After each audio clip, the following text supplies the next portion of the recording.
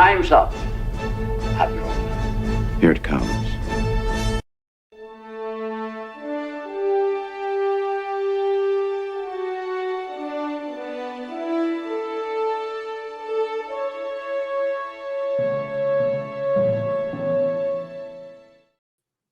Yeah. It worked, doesn't it? Just hearing that music puts me in a better mood. Yeah. I wanted to say I was open this. Hail, everybody. Howdy. Welcome to Where No Man Wants to Go Reviews, where myself, Jed, and when Brad joins us next week, because it was Brad's birthday. He's off celebrating his birthday. Well, after watching this garbage. How's that for a birthday present, huh? How's that birthday present? At least my birthday happened last week before this shit happened. Anyway, so hail everybody, howdy, welcome to Where No Man Wants to Go Reviews, where myself, Jed, and Brad, when he's here, we will be doing what we did with Doctor Who Cares reviews, except instead of Dermy, we got Brad, so we kind of upgraded a little bit. Just a bit, yeah. Don't worry, Dermy might make an appearance because he wants to suffer this, even though he has no idea what's going on with Star Trek. He kind of wants to watch. He wants to do that normie watch thing where he doesn't know and see if he has the same insane reactions we do. And boy, do we have the same reactions. We have got some fun for you guys here today. Jed, are all your brains intact after watching these 2 episodes? Because mine barely are. The few hamsters on the wheel left running in my mind all committed suicide while watching this. It's over. It killed every last brain cell I had. This thing is abominable. It's awful. And it's I know awful. we talk about this every time new comes out, but I would legitimately rather watch Rings of Power than this. I at least laughed through some of the shit. Okay. This is just soul crushing. I know there is something darkly amusing about how bad Rings of Power is. This show, when you're watching this and you think, my God, they really wrote this, or they really put that in there, and it's so wrong and it's so bad. I mean, all right, everybody, whether you're watching this now, watch the replay, if you've watched my videos, you kind of know there are certain things that we're going to repeatedly harp on. For me, it's one of the things is the writing, Jed, the writing in this. It's literally 21st century, 20th century, even some points too, on the street word lingo. There's black people. What's the actual politically correct term for jive? Jive is fine. Oh, hell no! There was a lot of that, and it started early. Like, yo, you dead, bro? Are you alive? Are you alive or dead, bro? It's like he's just sitting there where you had him sit down. What are you talking about? I know. My favorite, one of my favorites is when Betazoid Girl, titless Betazoid Girl, who I call Tooth. All right, if you watch my reviews, you know I've already given nicknames to everybody. And Jed has his own nicknames already for these people, because we're going to be damned if we're going to know, except for Caleb, who is just Caleb. I have no nickname for him because that one's right away. The first name you heard is the one that stuck. Everything else is superfluous and deserves nicknames. Because, all right, what do you call the fat hologram chick? What do you call her? I don't really have a nickname for her. Oh, the kids just don't register in my mind. I'm focused on the adults. When she introduced herself to the doctor and she said, "I'm Sam," and she said what Sam stood for, I said, "Oh, you know what Sam stands for? Supremely annoying manatee." That's what I call her. She's supremely annoying manatee.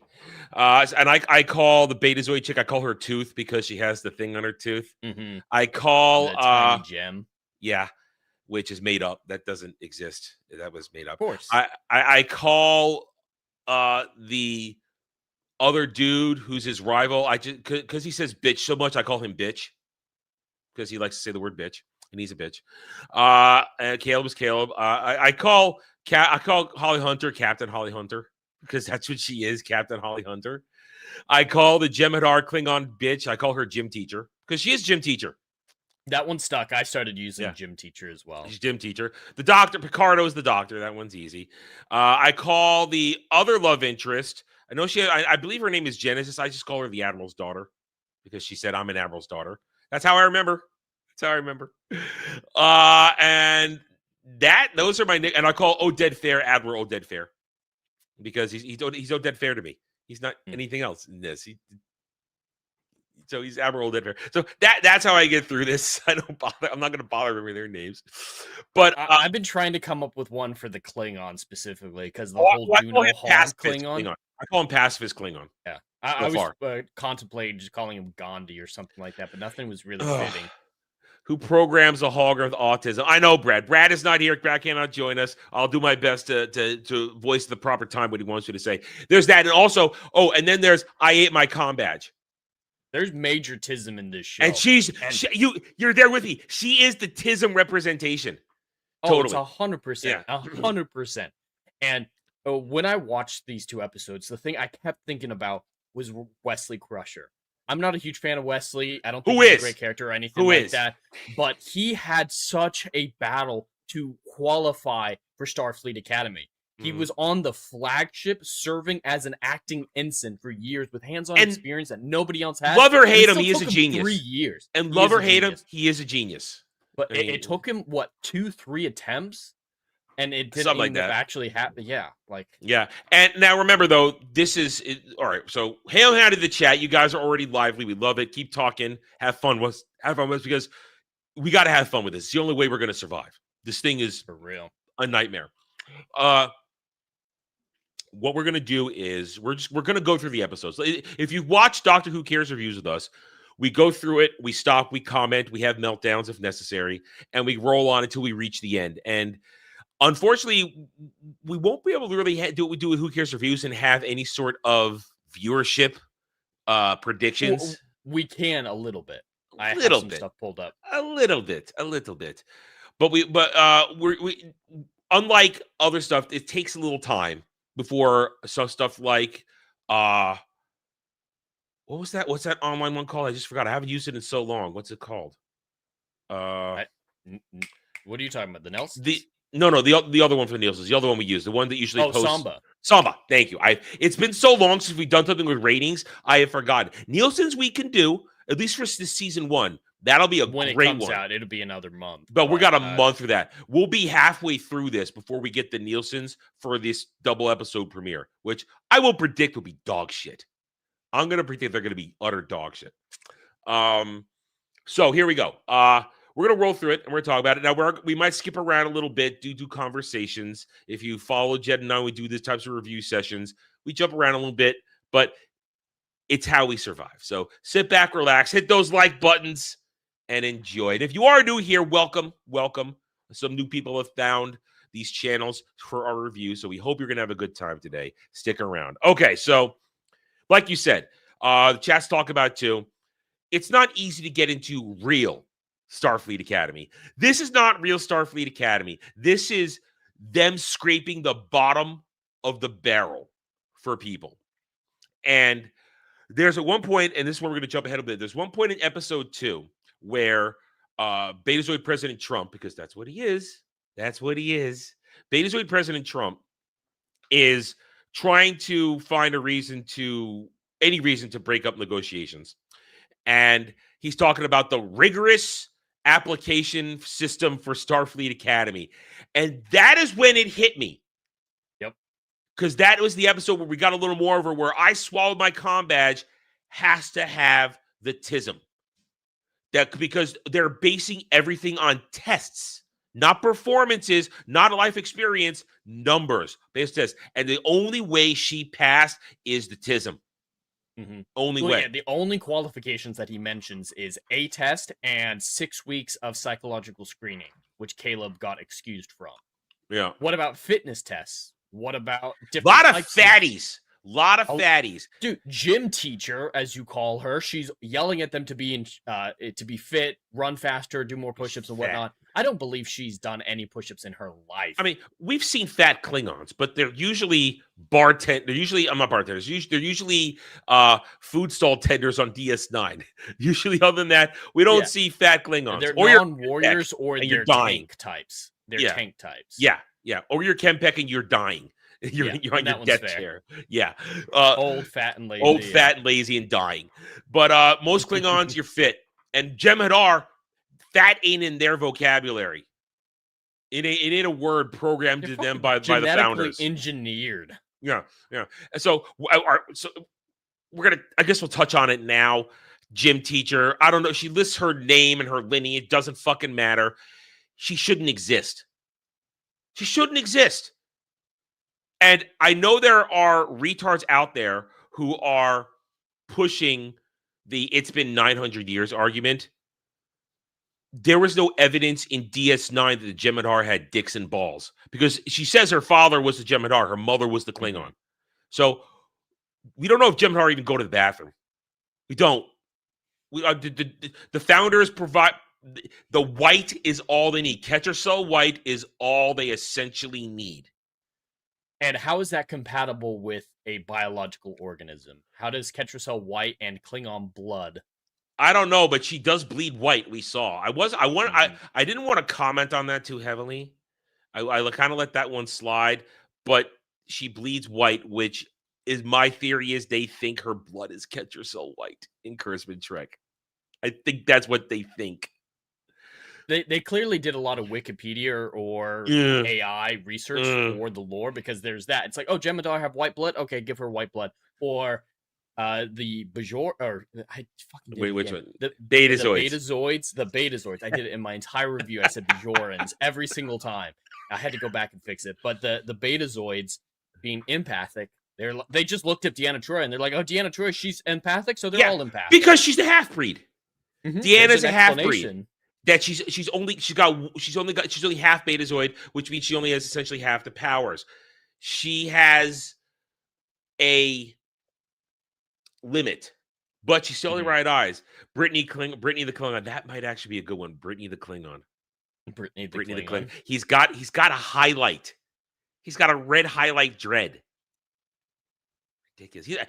That close eyes. It's not just that there are fat people joining Starfleet, because that's one thing. You see the fat people at basic training in real life. Yeah. The gym teacher, the first officer, is running those classes.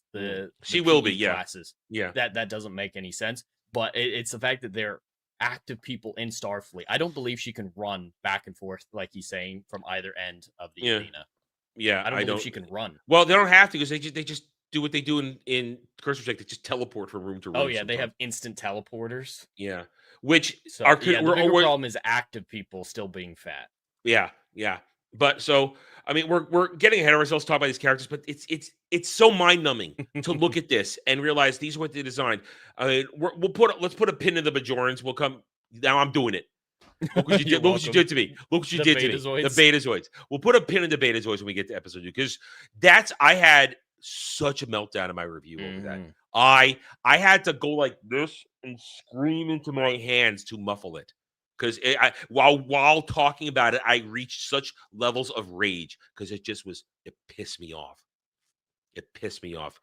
Anyway, all right. So here we are, episode 1. The whole thing essentially starts. Its prologue is about Caleb and his mom, Tatiana Maslany, who I just call She-Hulk the entire time. I didn't even notice that was her until you mentioned it. Yeah, it's She-Hulk. I just call her She-Hulk because that's what she is now. She's She-Hulk. She's not anything else.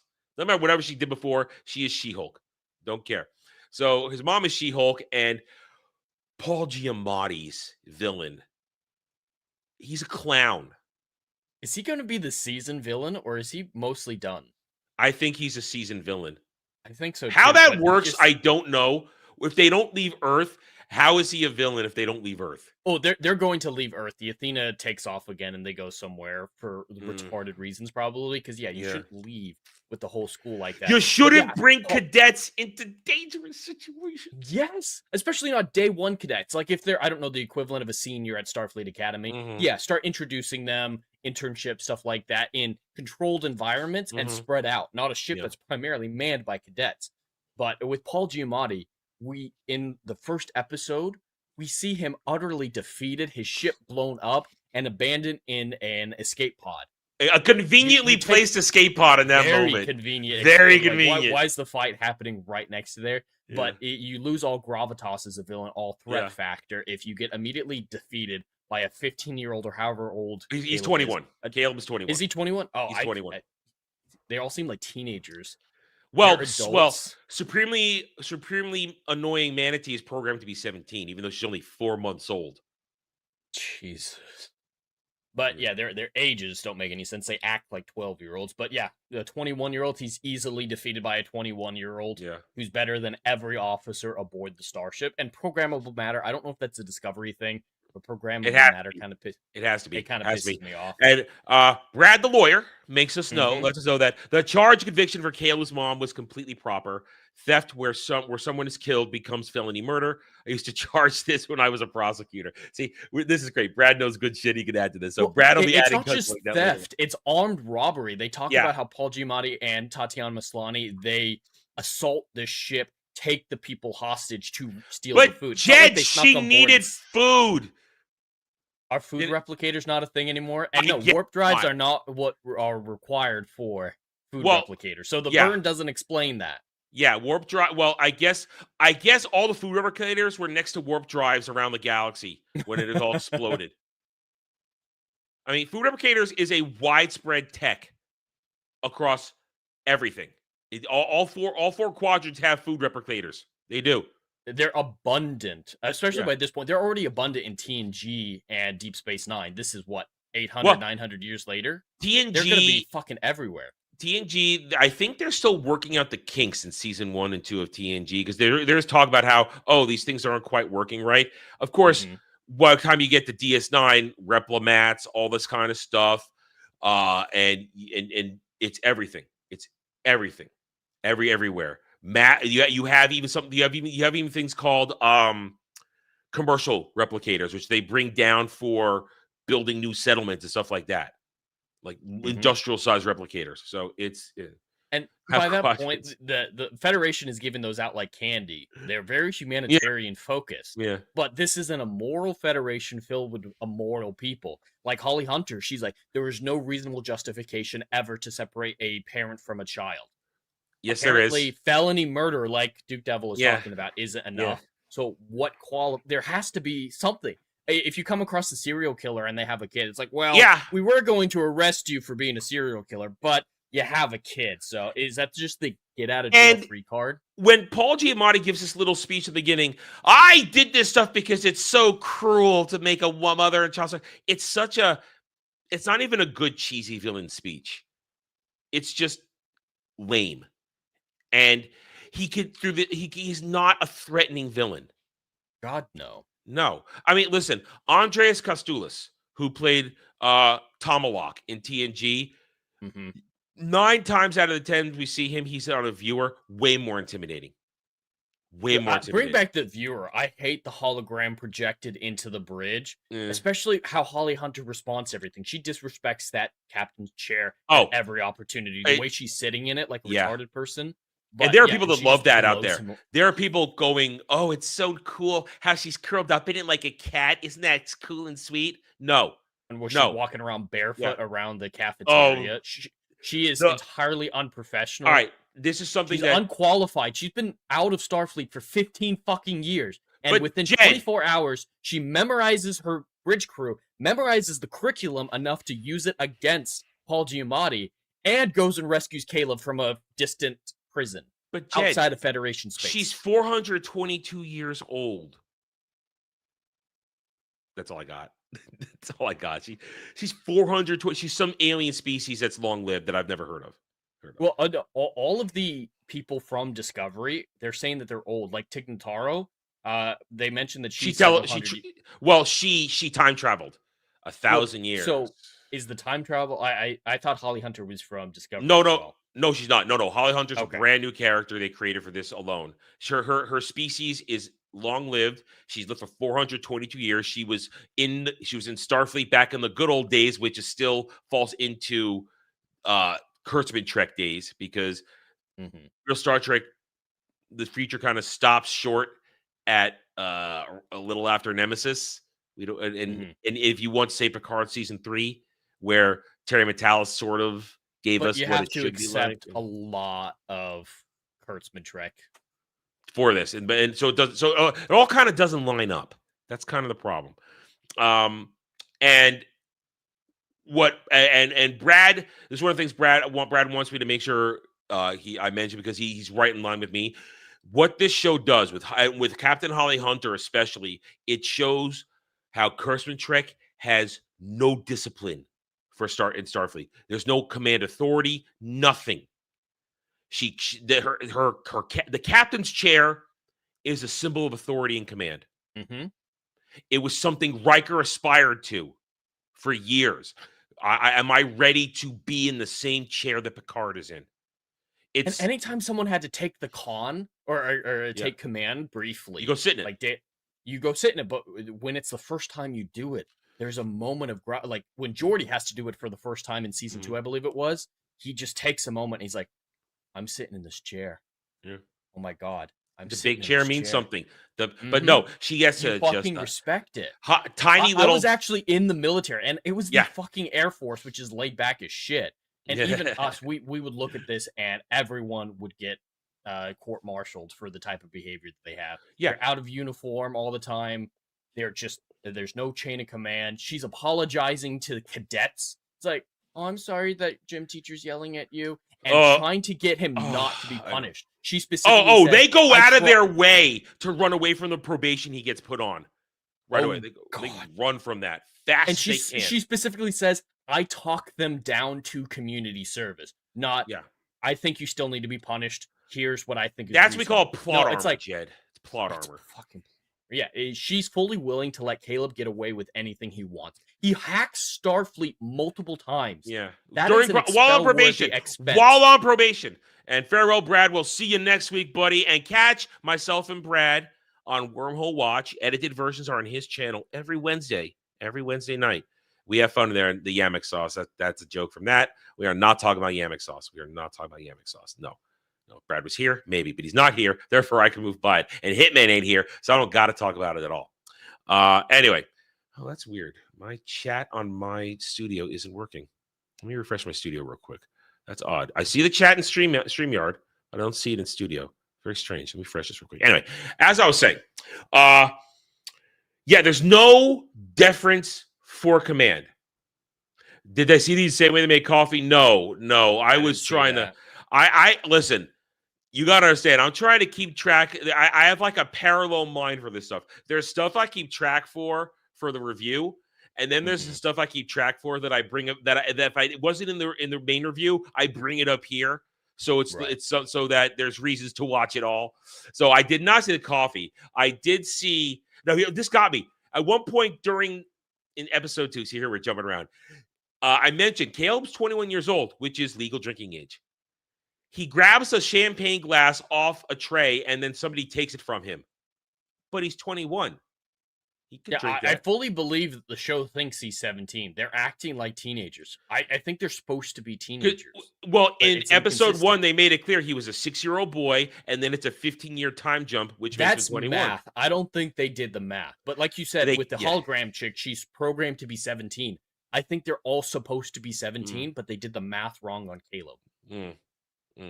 Well, I guess without any sort of parental figure, maybe he's still mentally 17. I don't know. He behaves like it. Behaves like a child. They all do. Or maybe he's just joining super late. Who knows? All I know is, all right, there could be a wide range of ages. Yeah. So, all right. So back to episode 1. Like Brad said, She-Hulk deserved to get thrown in prison. But she gets sent to a Federation re-education center. It's a camp. It's a rehabilitation. Yeah. So Holly Hunter feels bad that she has a kid that she's trying to feed. So it's like, all right, instead of giving you the punishment you deserve as being an armed robber and an accomplice to murder, I'm going to take it easy on you and you'll get visitation. But then she spends the next 15 years tortured by that decision and being, I shouldn't have given her anything. I was too easy when I was easy on her. Yeah. And let's be honest, this may be hardened Federation during the times of the burn. If you people know what the burn is, and most of you shouldn't, you shouldn't watch it. You shouldn't watch Star Trek, Kurtzman-Trek Discovery.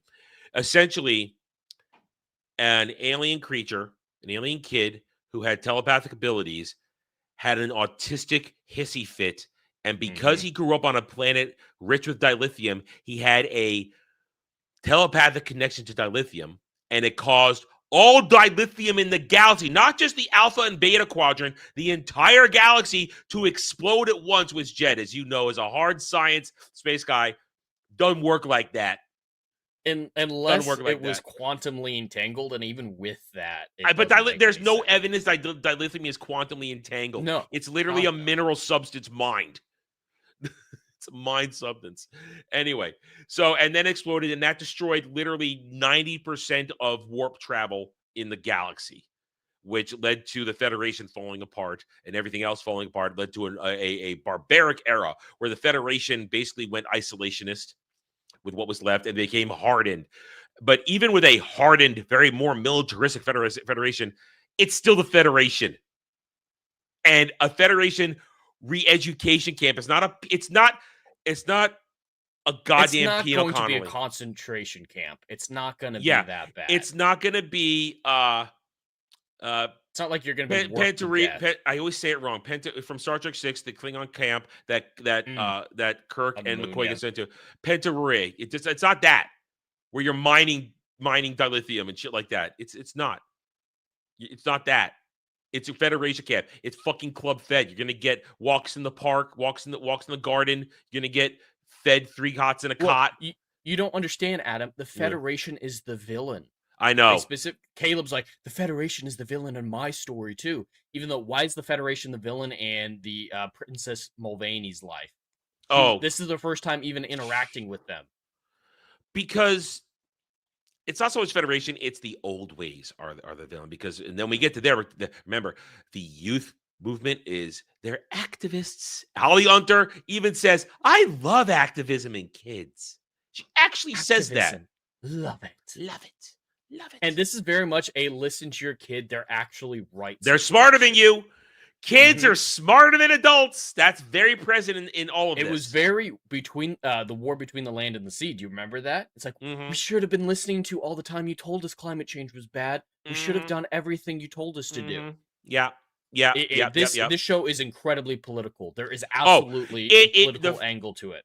It was light in the first episode, but it came in heavy in the second episode. They turned it up. They went from a 5 to a 12 instantly. The first episode is mainly the Dreamer references about separating which I didn't get. Families. Nailed that. I missed it. Southern border stuff. It's like, hey, illegal immigration. It's illegal. You shouldn't separate parents from kids. Well, that was over my head. That's what they were talking about. I was too busy raging over the lore crap and how stupid everything looked. But you caught this. See, this is why we do this, because we all see other things that the other reviewers, panelists don't. And that's why it's good, because we all come at this stuff from different angles.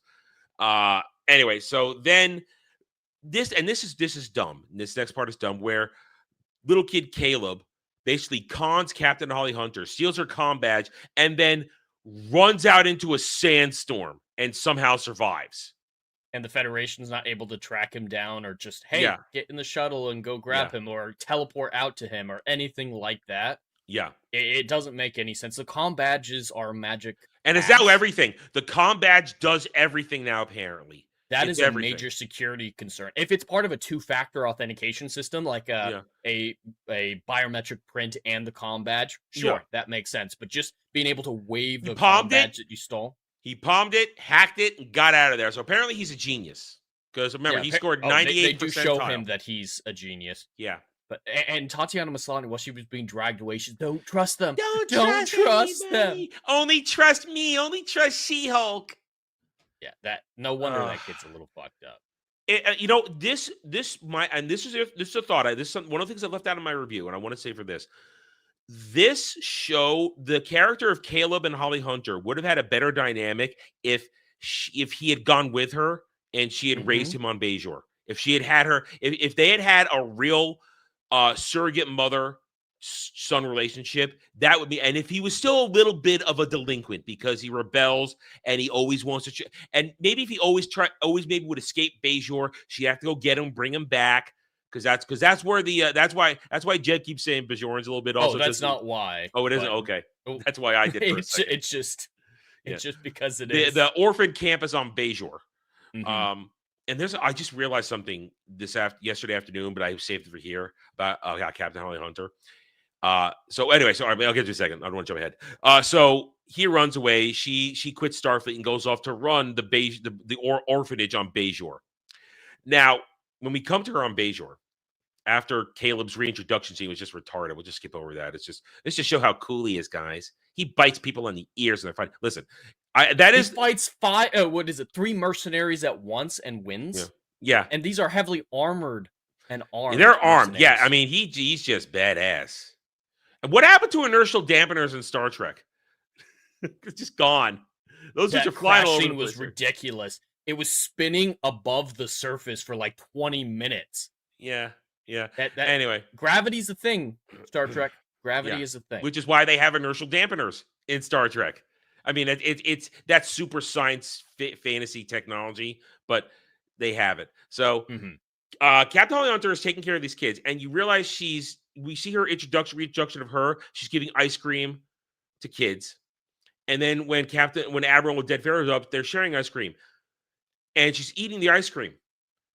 But in episode 2, when Caleb eats some sort of spicy apple, she says, "My nerve endings are all but dead." Then how are you eating ice cream and enjoying it if you can't taste it? Communal. I don't know. This is really important in this conversation about the recruitment scene. Did you notice in episode 2, I believe it was, or maybe it was episode 1 when she first took over? No, it was when she took command of the Athena. Yep, when she took command of Athena. She did that broadcast out to the entire ship, and she said, "If you would have told me 24 hours ago that I would be Chancellor of Starfleet Academy, I wouldn't have believed you." So that implies that recruitment scene to taking the helm is at most 24 hours of time. Or at least when Admiral Dead Fear goes to Bajor.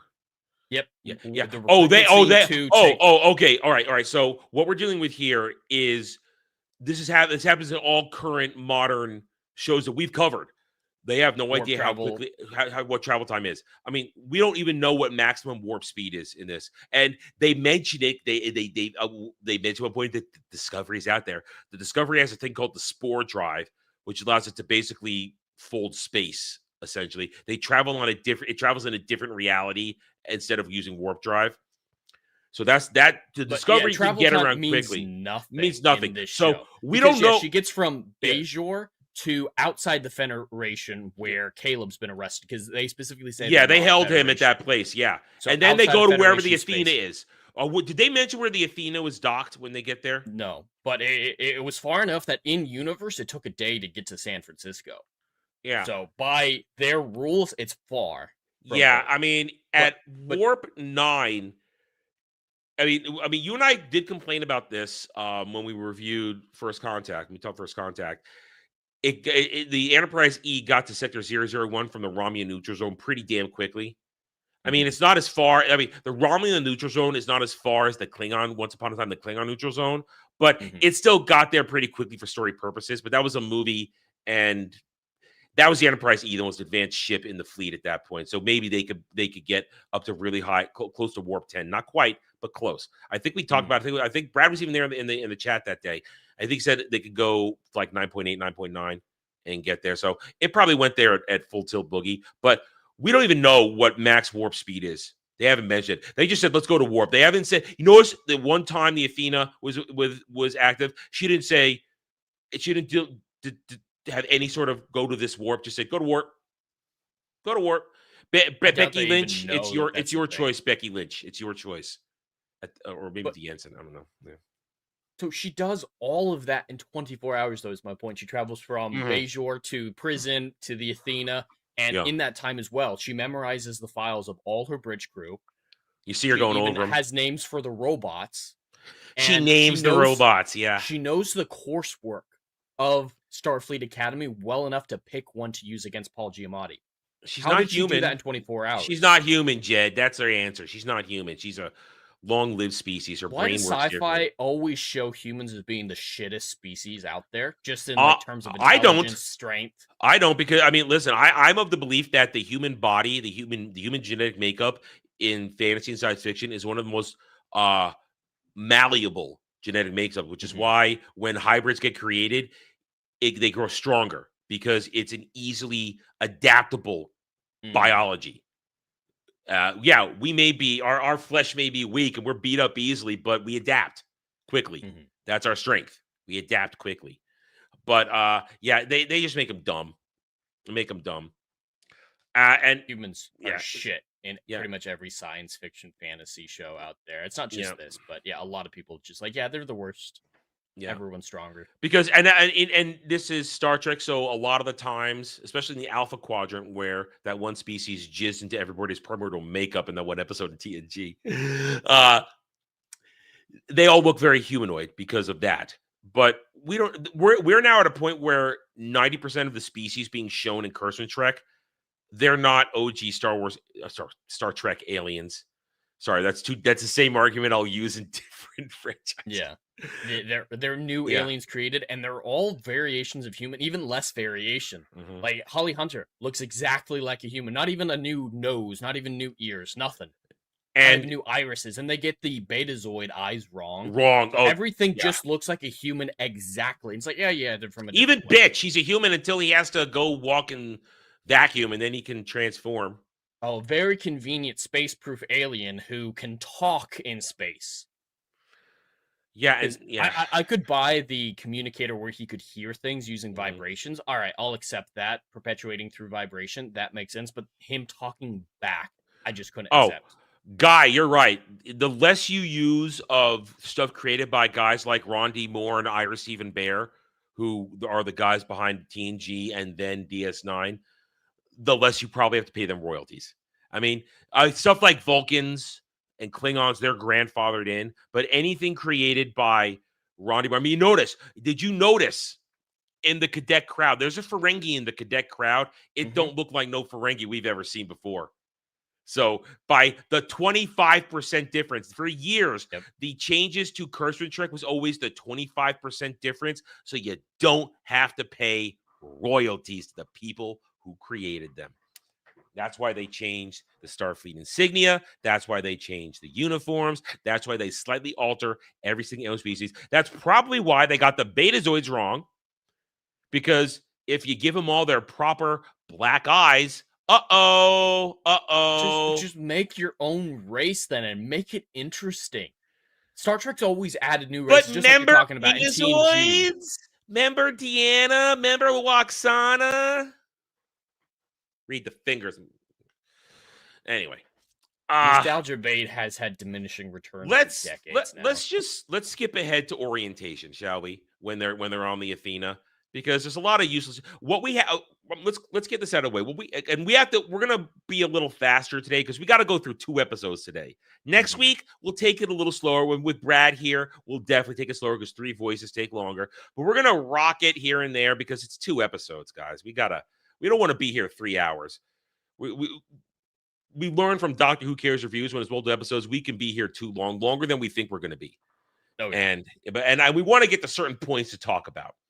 So let's get to orientation, because anytime characters are alone, it's just bad character work. Let's just establish that now.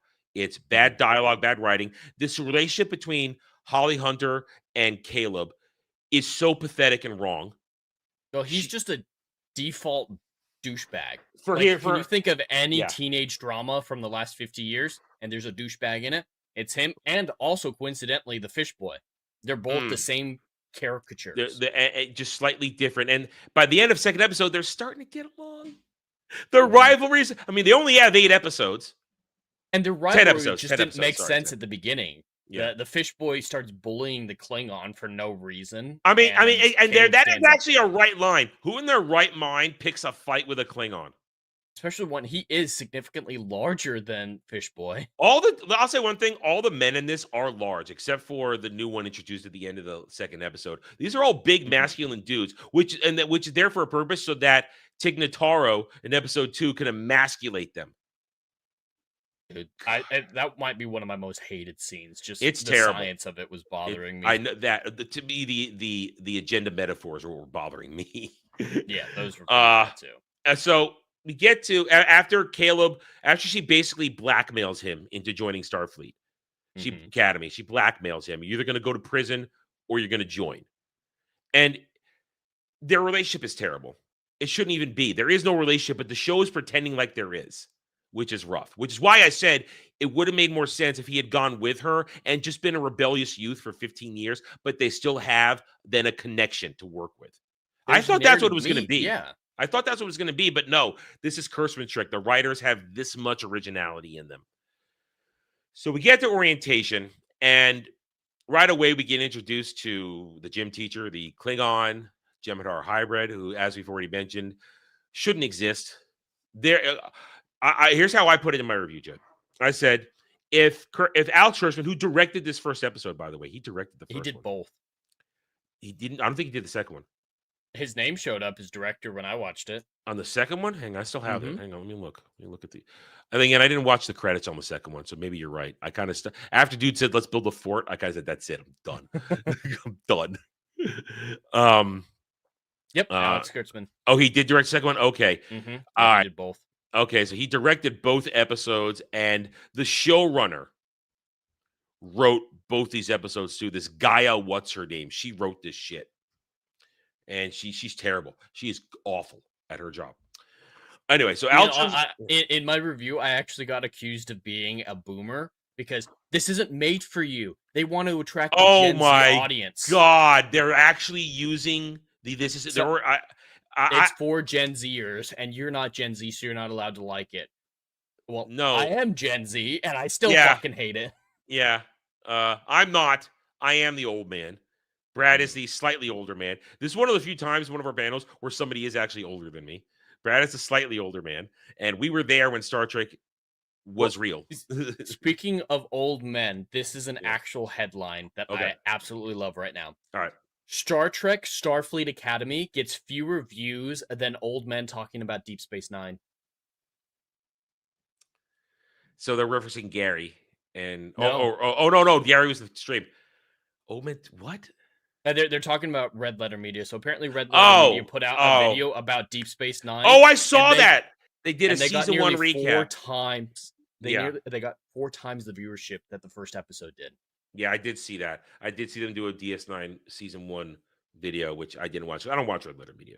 I'll admit I don't either. I just kind of think that's funny. A conversation about Deep Space Nine got higher viewership. Because real Star Trek's always going to draw interest.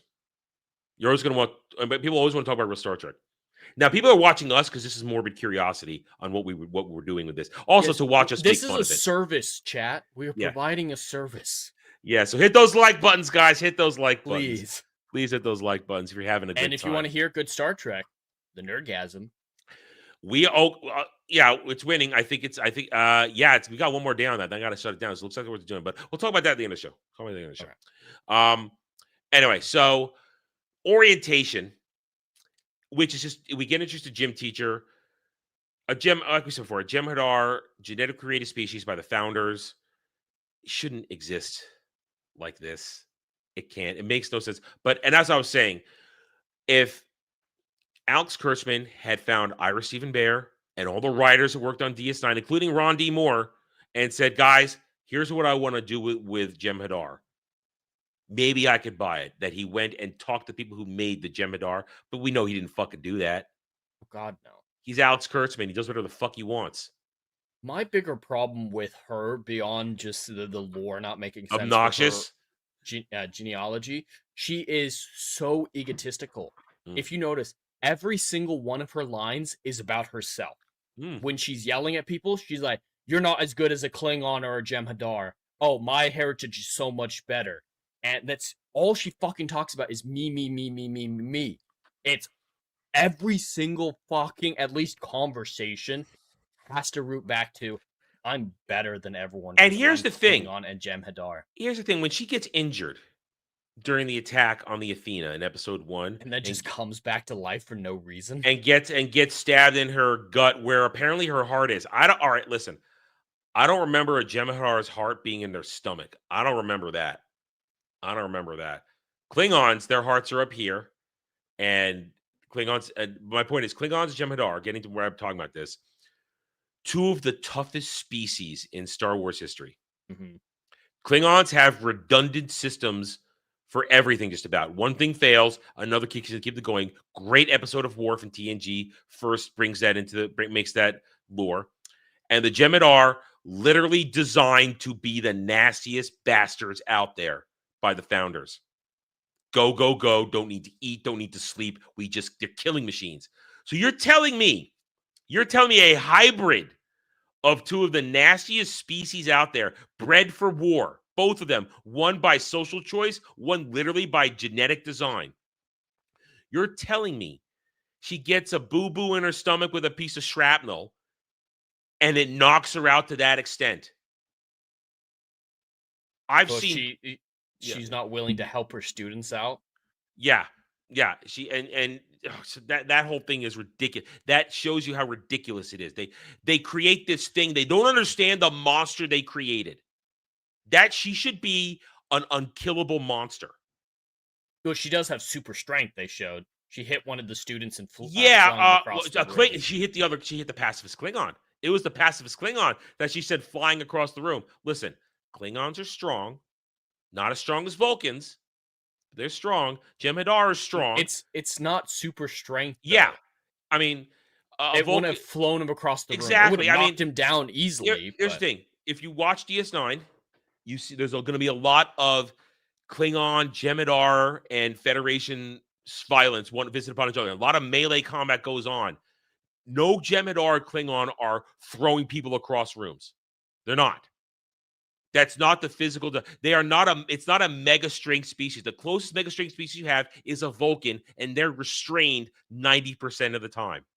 And even that is like the mega strength that Spock has or whatnot isn't on the level of 2-3 times the strength of a human. So it's not. We're not talking lifting cars even over their Data. heads. I don't think could do that. And Data the can. One. Oh no, Data. You see Data tossing people across a room. Data's done that. He's done that. But Data is a machine. He's an android. Data's a machine. That's it. We're talking biological species, maybe gifted with mega strength. The closest thing we have, and if Brad was here, see, this is why we're missing Brad right now. Brad has the encyclopedic knowledge of all the species that I miss. I know a lot, but Brad knows more details about this stuff. There's probably mega strength species out there, but the closest one I can think of is a Vulcan, 2-3 times the strength of a human, and that's it. But it's at closest maybe bend a bar, lift a human up, this and that. I mean, yeah, you see Christopher Lloyd's Klingon lift somebody up in Star Trek 3, but the Klingons are that strong. They can lift a body, but they're strong. Yeah, that's just lifting it straight up. But there's no mega strength that you go boom and watch it fly. Retarded. And anyway, that should be a problem. An instructor striking a student is not okay. But it's done for comedy. It's done for comedy. This entire show is filled with bad comedy. And the whole orientation scene is just one bit of bad comedy after another. With repeating jokes from Voyager. I don't know if you noticed this. Brad reminded me of that before we got in before episode because he watched the clip, the tricorder. No, medical tricorder. I had forgotten that. Even though I've seen Voyager 10 times through, I'd forgotten the tricorder. That's a small detail, but it's just bad jokes, like the energy field that Caleb walks through that cuts his hair and gives him a no, that's the transporter. The transporter magically cuts your hair, puts you in clothes, and shaves you. That's horrifying. That's editing who you are. Yeah. Pixelar Kid. We may be watching the end of Kurtzman Trek. Now, these are 2 seasons, but here's what I believe. I believe this Starfleet Academy, we're dealing with a standard. They bought X amount of episodes. They bought 20 episodes and just cut the order in half so they could have 2 seasons. This thing didn't get watch in about 2 weeks. We're going to get the Starfleet Academy's been renewed for a 2nd season. No, it was already bought with the intent to make 2 seasons because they had the episode count. This thing likely doesn't get a season 3, which it may Discovery be got 5, so but that was a quality different. Isn't a concern apparently. That was a different. That was a different boss. Skydance wasn't in charge. Oh, that's true. New management. So I think Skydance got a hold of this. I think they have put the kibosh. Because remember, they wanted to make more JJ Trek. That fell through quickly, thank God. And now they're making a new show set entirely separate from everything else. We don't know what they're going to do. I have very weak belief it's going to be anything worth my time. But we'll get more of that later. We'll deal with that. But what we're reviewing now, and of course, we will be back for season 2. I'll say that now. We'll be back for season 2. This is low-hanging fruit for us. This is the end of Kirk's Trek, and we will happily be the pallbearers for this thing. And in a very undignified manner, we will throw this shit, not just 6 feet under, 12 feet under. If I could throw it into an abyss, I would. But I won't. Kurtzman should be blacklisted from Hollywood, but he's too tight with JJ. Here's the thing. No, they're on the outs. They're not not friends anymore. Yeah, I've heard they're not friends anymore. They don't get along anymore. They don't get along anymore. Good. What I was gonna say though is their own. For Kurtzman, did you notice how bad the direction was in these episodes? A lot of shaky cam, a lot of bad angles, a lot of little bit of lens flare, not a lot, just a little. He did learn something from Jar Jar, but it was terrible direction, horrible direction. You know what I think? I think that after Terry, I mean, you haven't seen it yet because you're working your way forward. After what Terry Matalas did with Picard season 3, you know that was eating at Kurtzman. How well Terry Matalas did that on all levels. Oh, that's 100% why Legacy was canceled. Oh yeah. Legacy was Picard. Legacy was not even canceled. Legacy never even got off the ground because Kurtzman is a petty bitch. He's a petty son of a bitch. He just gave up on Picard after the first 2 seasons. They're like, oh, it's trash. Okay, I'll go do something I like Strange New Worlds. I'm gonna go fuck off. I'm gonna leave Terry Matalas this much of a budget, and Terry Matalas they rebuilt the bridge of the D down to the grain of the wood at Tactical. That's how much Terry Matalas gave a damn about what he was doing. That would be where all my budget goes at first. He did. Most of the budget went out the rest of the story after we get the D. Rebuilt the D. They rebuilt the D. It was great. It was fantastic. I can't wait till you watch that. I can't wait to talk about that. Anyway, all right, back to this garbage, though. So, orientation, we get introduced to Pacifist Klingon, who, is it just me or is his voice unusually modulated low? Yes, I was thinking that. I don't remember the Klingons all have deep voices. Yes, Michael Dorn could talk normally like that, and but no, it's weird. It's weird. There's definitely a modulator on his voice, though. Yeah, and it doesn't sound deep. Right. It sounds robotic. And his design, the design of this dude. What is this? That's not a Klingon. There's so many piercings in this show. There's piercings in his forehead. There's chicks with actual nose rings, septum piercings, all kinds of stuff. And his ridges are wrong. Why aren't his teeth ganked up? His upper teeth ganked up. He doesn't look like a Klingon. He's a purebred. Brad checked it last week.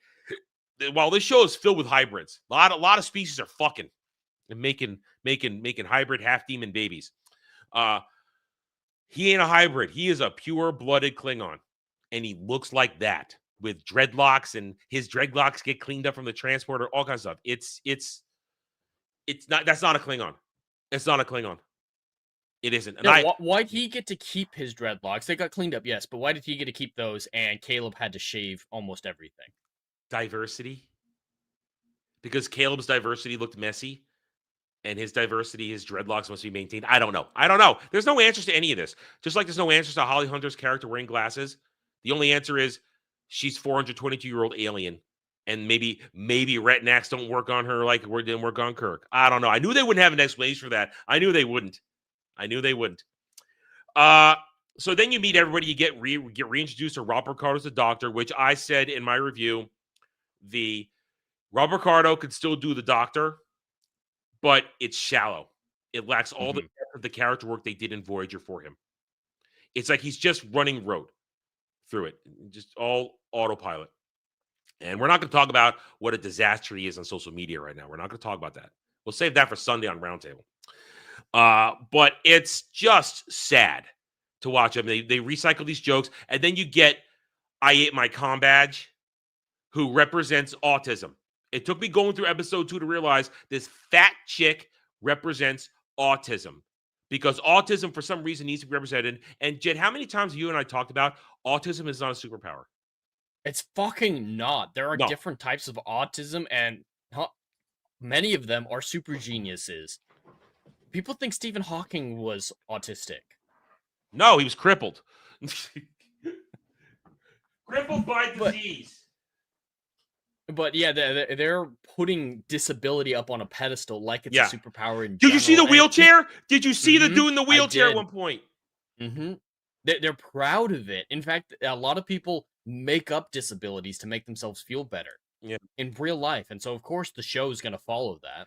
Yeah, you know what? I'm retarded. I'm not proud of it. I'm not proud of my disability of being a retard, a boomer retard sometimes. Anyway, and we get introduced. Then we get introduced. The first half of this episode is introducing us to this we haven't mentioned this is a bloated cast. It's massive, and there's no development for any of them. That's why I don't even like register the kids. I had to focus on Holly Hunter's terrible, immoral character to get through anything. Yeah. No. Come back on the Daily Dive every Monday through Friday, 1 p.m. Eastern on my channel, and then maybe that's when you make me do shit. That's when you can make me do shit. You can't make. I'm not doing that now. No, I'm not doing that. Yeah. I mean, all right. We might as well. Captain Ake. We'll give her real name for a second.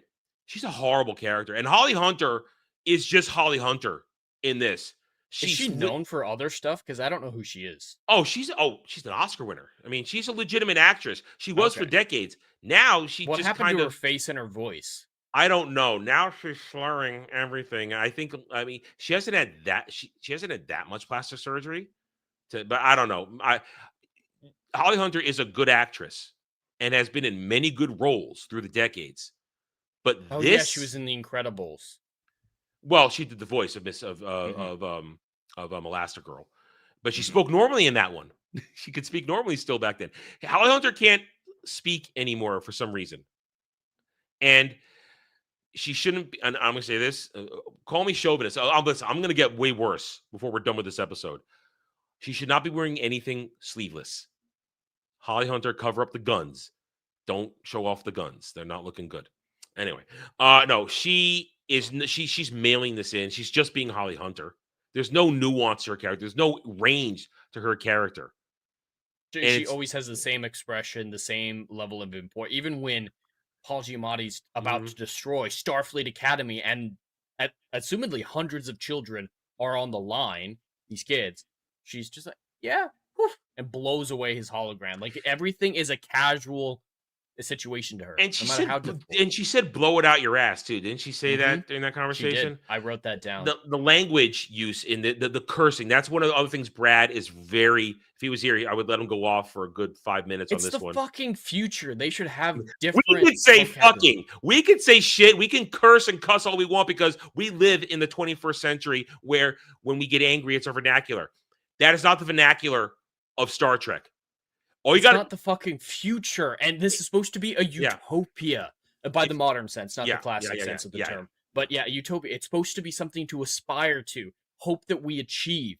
The Star Trek portrayed in Kurtzman Trek is a dystopia, a horrible universe that we wouldn't want to touch. It's a few weeks away from Warhammer 40K, I feel like. Dude, that thing doesn't want to know Warhammer 40K. You don't want to know Warhammer 40K. I want them to meet up and just see how bad it gets. Dude, they're just so dumb. They are dumb. I mean, here's the thing. To bet on this language stuff, all you got to do is go watch Voyage Home. Voyage Home. When they go back to San Francisco for the whales, Admiral Kirk doesn't know what cursing is. Spock's colorful metaphors. Double dumbass on you. They don't know that, and they explain swearing in that movie. Yeah, that's the funny thing. But that's the joke, and that's a very comedic movie. It's a very fun comedic movie. It's a very light Star Trek movie. Point is though, that right there, that is the example. There is no cursing in the future like that. It doesn't exist. Not in human tongue. I mean, Klingons will call you a patak and all that kind of shit because Klingons will curse at you, but that's Klingon They have behavior. a different culture. Different culture, yes. And they they're use not going to swear actual with creative. human swearing. Exactly. They use Klingons. Or Ferengi will insult you and say you don't have the lobes for this. You know, they have their insults, but it's clever. Culturally appropriate. Clever. Or Bones will at least call you a green-blooded inhuman. That's, again, inside humor, but it's using terminology of them. There is no reason for people to be calling each other bitch. There's no reason for Cable to go, oh, motherfucker. No reason for that. I don't like Star Trek being rated R. And that's Curse of a Trek. If it's going to be rated R, do it for like subject matter or maybe occasional violence. But even that, I don't think it should be something that everyone can participate in. Mm-hmm. I know it's not as attuned to children as something like Star Wars is, but there's absolutely stuff to enjoy in classic Star Trek for children. It should be available to anyone. All right, so let's hurry through the rest of the introduction. We get introduced to Admiral's daughter. Her real name is Genesis. I do know that, but I'm still going to call her Admiral's daughter. Who is, I'm misconfident. I am quirky. I am going to be glib, yet nice at the same time.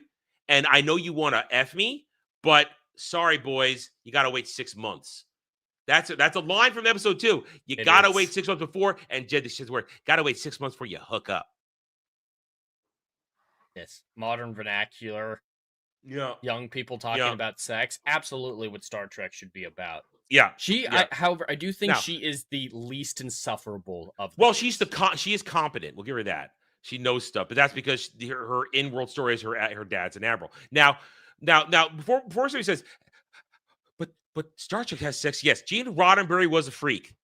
Gene Roddenberry wrote a lot of sex. It doesn't show into the this, sex though. But it's implied. It's campy and it's implied. It's not hookup culture. What we're talking about here with the show is they are pushing hookup culture and hookup terminology, which is they'll be swapping partners throughout the show. I didn't know there was going to be another girl introduced to the triangle until episode 2. I didn't look at all the promotional material, so I didn't see that that titless Betazoid Tooth was going to be part of this. I didn't see her. No, in the trailers, they show her and Caleb banging. They actively show the sex scene. I guess I didn't. I guess I tuned that out. I only watched one trailer once, and I think that was it. So sex is going to happen. Sex is going to happen, and it's going to be a love triangle between Admiral's daughter Caleb and Tooth, aka titless Betazoid. That poor girl, the pretty girl, but put on a dress that highlights your figure. That was an insulting dress for her to wear. It did not look good. It did not flatter her figure. Hoping for a Betazoid wedding in the show. They made fun of that, didn't they? Mm-hmm. They made fun of that. Yep. Anyway, well, we can teach you. We can teach you, Master Nightec. We can teach you. I can teach you all kinds of stuff. You want to watch good Star Trek? You know, I'll just go start watching TOS or TNG. Just watch it. You'll have a good time. You'll be fine. You know, I don't even teach you anything. Just watch it and you'll be fine. Anyway, we get introduced to Sam, who I just call Supremely Annoying Manatee, who is a photonic being. From a photonic colony. Yeah. Now, I want to know. There's a whole colony of holograph people. I want to know how she is walking around without a mobile emitter.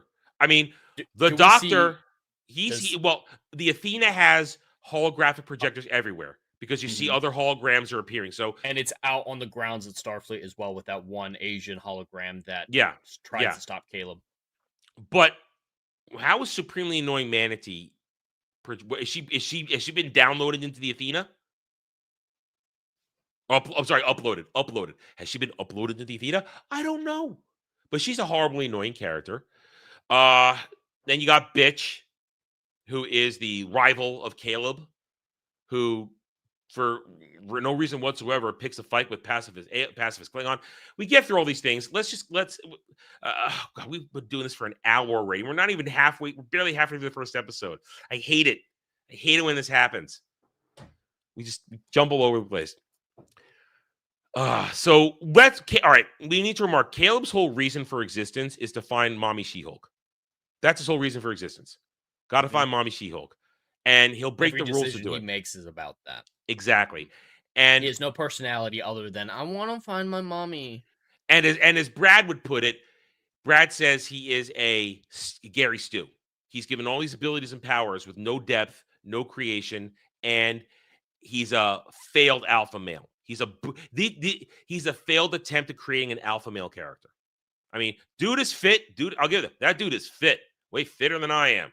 That's an in shape dude.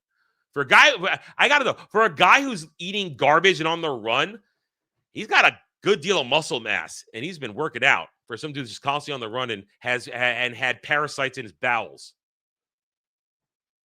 If he You're had right. He parasites in his should have been bowels, adopted by Aki. yeah, it make A much lot more more sense. stuff makes sense. It doesn't his fitness level doesn't make sense. Oh no, I mean, dude is fit though. Dude is masculine, which we're gonna come back to when we talk about episode 2, which is why I'm bringing it up. So the Athena eventually leaves Doc, and they're heading to Earth to San Francisco. I hate that song. Acted like that was a big thing. Like they were like, San Francisco's so magical, isn't it? Don't we love San Francisco? And then they play a song, San Francisco, when they arrive. A terrible Like, song.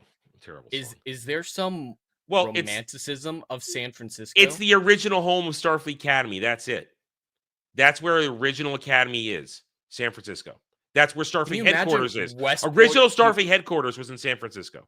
Mm-hmm. That's it. That's it. There's nothing else special. It's just weird to me how much they were romanticizing San Francisco specifically. Romanticize Earth. So while they're on the way to Earth, Caleb tries to use a special code with his mom to find it, which alerts Paul Giamatti to where they are. And like morons, the Athena goes to investigate the signal because, hey, could be a teaching moment. I hate the phrases they use for that shit. I hate that so much. And then all goes. Yeah, you're putting children in danger. They're everything goes to hell. Cadets. And during this stuff, we remark the fact that Holly Hunter shows no respect as a captain. She's curled up in her captain's chair reading a book, literally curled up. Because Holly Hunter's tiny. When you're in that chair, you're on fucking duty. That's why there's a ready room right there for captains. Yeah. You go do your reading in there. I don't think there's a ready room on that. I don't think there's a ready room on the Athena. I don't think there is. I love the ready room. Oh, yeah. So, no. So she's literally curled up in the chair reading a book, which as we talked about, this Kurtzman trick is known for complete lack of discipline in its Starfleet officers. There's no discipline. Then you get the bridge crew, who we don't care. We'll make fun of Becky Lynch being there too.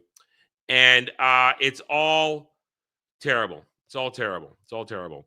Well, Hema, you don't have to watch it. We watch it for you. That's the deal. We watch this shit so you don't have to. And we make fun of it. We watch this. That's what we do.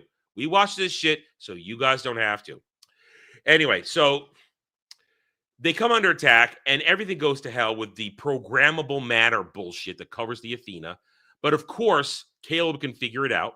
And here's what really... The programmable matter can bypass deflector shields like they're not even there. Apparently. And these are scavengers. Paul Giamatti isn't put up as a new threat on the... in the second episode, they say that this Venari, or whatever the hell they're called, they threaten everybody. They're a threat to they're a threat to Beta Z, and the Beta Z Systems Alliance and that shit. The only thing keeping that is the psionic wall.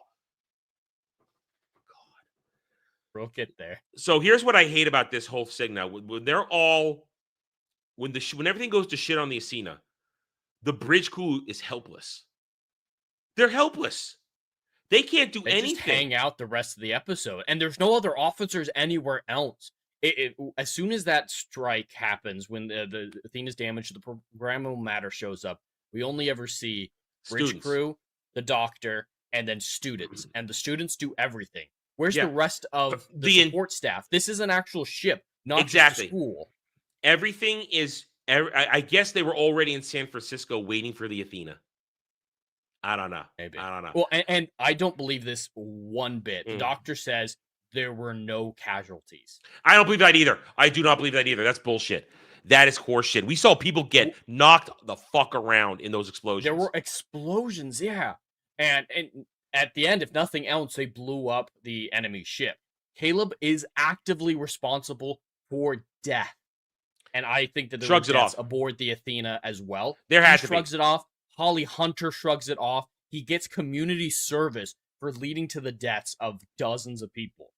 Yeah, he gets a hand on slap, and they just make all Like, of it is an accident, Jed, but his punishment, it's poor judgment and hacking. His punishment is being made fun of by the other students. That's punishment. Being made fun of. Anyway, so we go through this whole thing of the students saving the day, which is absurd. It's absurd. I don't buy it. I don't like it. I don't buy it. You get it. Programmable matter just has a serial number. If you have the serial number, you can tell it what to do. Yeah. Oh, let me just go look at it real quick to get its I serial can hear number. the tone, and you have to show that supremely annoying manatees that she can interact with stuff, and she's got data-like speed when it comes to programming. She got data-like speed programming shit. Super speed there. She can do real fast. And then everybody has to come together. Turning on the lights doesn't make any sense because those aren't actual lights that she turns on. She just makes the walls glow. It's retarded. It does. They do it for just visual. Ooh, that's all it's there for. Isn't it pretty? It's all there for. Right.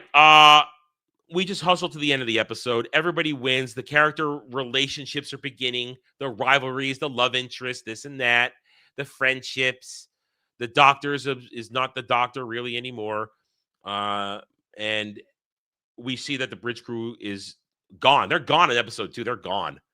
I guess that was all they're there for. I don't know. Maybe they'll be back when we take off again later. Then we get to Earth, and we get Caleb's punishment, which is 90 days locked on campus and 100 hours community service. And Holly Hunter specifically says, I talked them down to that punishment. Yeah. So she was trying to get him off scot-free for leading to the death of so many people. Because, I fundamentally will not accept that nobody died. I agree. I'm right there with you. And then we roll on literally, I think, to the next day. I think it's literally the next day where everybody's getting acclimated. You got science class with the mucus, which is only introduced for a sight gag joke. That's all it's there for. That's the whole reason. But there are very important things introduced there. Okay. They get their bunks. When did they get their bunks? Is that in episode 2? Yeah. Where were they sleeping before then? That's what I was about to say, because the Athena is the main building. So on their trip to San Francisco, where was everyone sleeping? Couches. Just assign their bunks day 1. But is the goo class the first thing in episode 2 that we want to talk about? Yeah, it's the first thing. Yeah, well, it was the first thing we see. So we talked about it already. The qualifications to get into Starfleet are abysmally low at this point. It's just pass a test and you're in, one smart person test, and that's it. The doctor specifically says you get a C if your goo gets out and gets on your skin. Well, what's an F, sir? If you die. Yeah, if you die. There's no way to and that's done as a joke, but that actively means there is no way to fail his class, which implies it's a diploma factory. You show up, you graduate. That's modern American universities. A lot of universities, not all of them, but a lot of them, you can't fail. Some of them don't even have a grading system. It's ridiculous. It disproportionately affects different students from different backgrounds. Yeah. If you actually graded it properly, the TISM person might not pass. And TISM, and my combat's TISM, I call her Fat TISM during my reviews.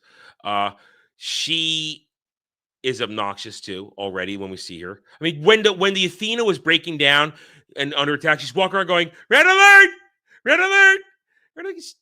It's not something to be held up. I mean, I saw somebody in the chat a little bit ago says they're autistic. They don't want to see this shit going on. They don't need to see themselves. This is an offensive portrayal of autism. Yeah. So we get reintroduction to everybody. We get more flirting between Admiral's daughter and Caleb, and then we learn that Caleb's roommate is bitch. It's all, and everything's leading up to the Betazoids are coming. But during Holly Hunter gives this speech about democracy, and all I hear is the political stuff beginning with this. All I hear is that. But during that speech, she's talking about, and I did screen cap this. Occasionally, I will save something for a screen cap because I missed it during the review, and I didn't catch it till I was done with my review. And I decided to save for this. You know all the names you see. She says, "One day you will join the ranks of these names on here," and you could see all types of names. Now, I'm going to show you the wall, but I've screen capped the moment. or a particular name. Now, of all the names on there, and you can see because at one point on there you see Admiral Harry Kim, and of course, if you know Voyager, the joke is that Harry Kim, the Eternal Ensign. They know what your highest rank was, what you reached on that wall if you're famous. Is that fair, Jed? All those names, assumedly. So what is wrong here? Look in the lower left-hand corner. What does that say right there, Jed? I can't see it. Oh, okay. All right. It says Admiral James T. Kirk. Well, when Captain Kirk unfortunately dies in Generations, thank you. I try to block that movie out. When he dies in Generations, Jed, he's captain. When he disappears off the Enterprise B, he's captain. And is Scotty a captain? Yes, Scotty was a captain. Okay. Scotty was a captain. When he appeared in TNG, he had the rank of Captain Scott. He was Captain Scott in TNG, in the Geordi episode with TNG, in the Dyson Sphere episode. I love the Dyson Sphere episode. I can bet that the Starfleet retroactively gave posthumously Admiral. Posthumously, I could see it. I could honestly see it because he had been Admiral. I call bullshit. He was Captain Kirk when he died. Yeah, posthumously. It says Lieutenant Junior Grade Wesley Crusher. Yeah, Wesley died at one point. It's fine. Admiral Beverly Crusher. Beverly is an admiral. She was an admiral in Picard season 3. Beverly made it there. But point is just because here's the thing, and here no, I can tell you they didn't posthumously because when Picard and everybody's talking about it in Generations, they call him Captain Kirk. He was not posthumously raised to rank. I mean, some things when you die, you do get posthumously promoted, stuff like that, a grade or two in some militaries, but not here. Yeah, my boy Nog. Oh man, I can't. We have to see. He had trouble getting into the Starfleet Academy too, didn't he? Well, yeah. Well, we're about in that point. I mean, it was an ordeal. It was a big deal because what Ferengi ever win? It's the first Klingon situation, first Ferengi situation, and ooh shit! I gotta warn. Oh shit! I gotta warn Brad. We told Hitman and Fracture they could watch it. This is if they see that, that's gonna fuck things up. Oh shit! I mean, if they notice it. Listen, look, Hitman's got a little bit of the noticeable tism. He can notice things. Shit. He has a noticeable tism. Oh fuck! See, all right. For those who don't know, for our show Wormhole Watch, our other panelists, Hitman and Fracture, they're not allowed to watch this. They're not allowed. They're watching DS9 for the first time. They don't know Nog's story.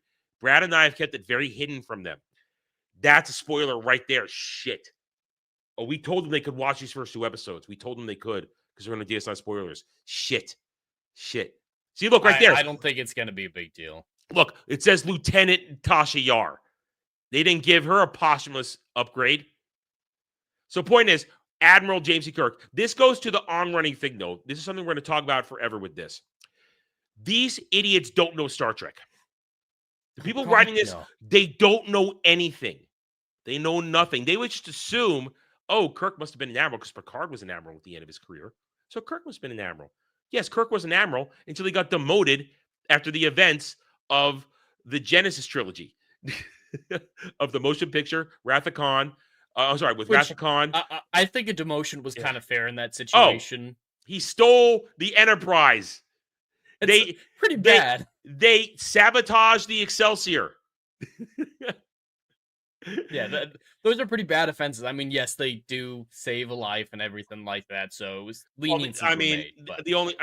By saving the Federation and saving history by bringing back the humpback whales, that was extenuating circumstances, but demoted. But as Spock said, I think the demotion is 100% fair. Yeah, but as Spock said, your one best destiny is captaining a starship. Oh yeah, it was secretly a reward. Yeah, it was secretly. Yeah. So, so I just wanted to point that out. That I hated that. that. Yeah, did you see Barkley on there? No, I didn't. Barkley was on there?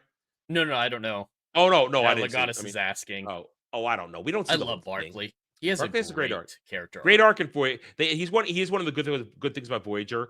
They give Barkley more to do. They turn him into less of a skeezer, less of a creeper.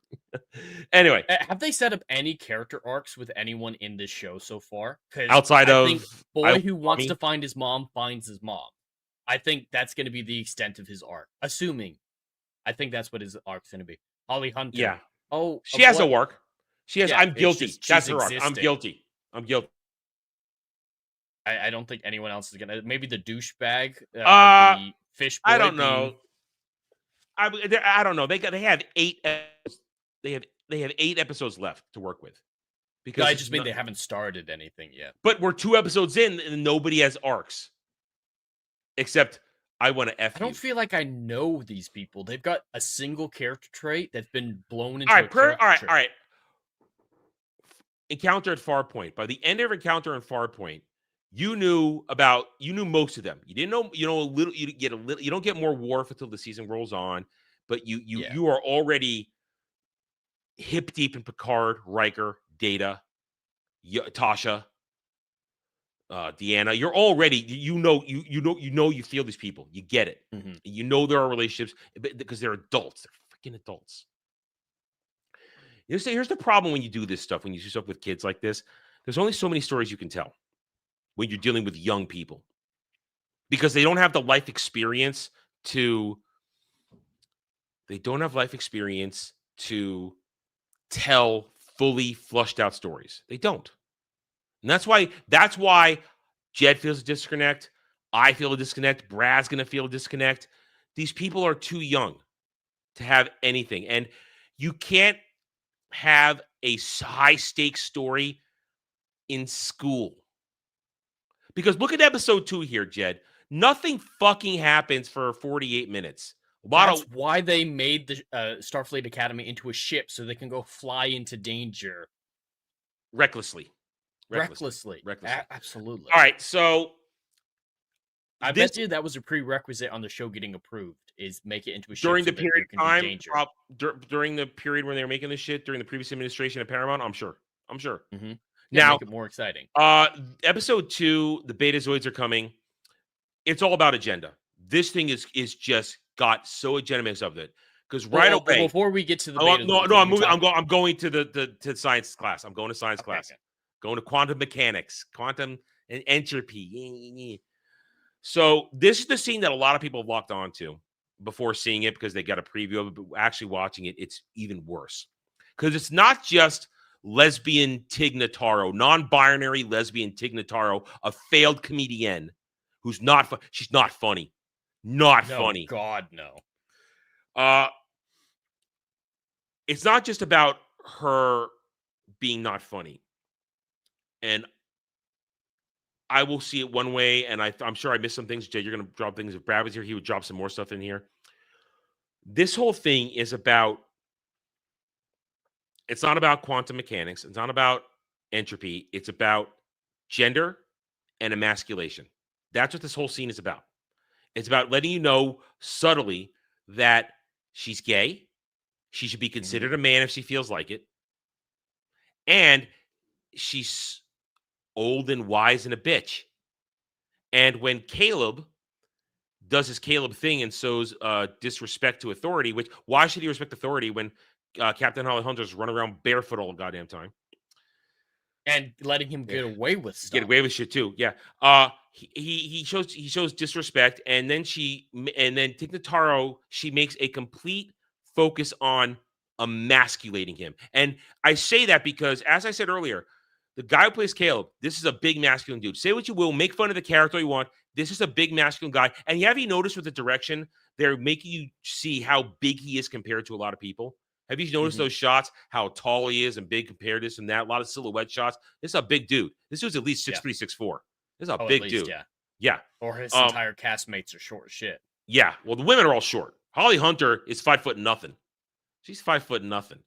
That 90 shot pounds of when they met each other in the prison at the beginning of episode 1, where he's just towering over her. I was surprised by that. And all the other girls, they're all tiny compared to him, and all the other dudes are of his height. These are all large dudes in this of the main cast. Besides Gym Teacher. That's this isn't getting that. Anyway, she makes it a point that this whole thing is about a non-binary lesbian emasculating a big physical man. Jed, am I wrong? No, you're 100% correct. What she did is entirely inappropriate. Yes, he's on his device, but this is what, day 2 of Starfleet Academy, and they haven't been taught how to do anything yet. They're not being shown how to respect authority. They're not shown how to sit, how to behave in situations like this. I went through basic training. They taught you this shit immediately. As soon as you're getting off the bus, they told us how to sit. They break you down before they rebuild you.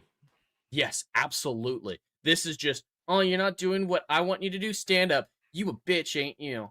And that's not how military does it. And classroom settings in the military are different from in the field setting. So we had classes at basic training where we learned procedure and stuff like that, the Uniform Code of Military Justice, all of that. And when we were in that room, the instructors behaved differently than our drill sergeants. It wasn't about making people it's like, you're here to learn, you shut up and pay attention. They don't stop all of class to make a demonstration. Yeah. They have limited amount of time to give you a lot of information. So they focus on that information. They don't make you the center point of instruction for 10 minutes. Yeah. It's a waste of time. So, but she does that to humiliate him. It's inappropriate how she does it. And her excuse, I don't make sense because I time traveled and I consider myself a man, not a woman. And now Kurtzman Trek, I mean, listen, Star Trek is really messy with its time travel. We can admit that. It's really messy at times. Kirk, the man was a menace. It's a good joke from DS9. But Kurtzman Trek has taken the breaking of time travel even further. It just happens all the time. Happens all the time. That's why you don't have to worry about canon, because we time travel so much that canon doesn't mean anything. You know, Kurtzman Trek has forgotten about the temporal agency that fixes this shit.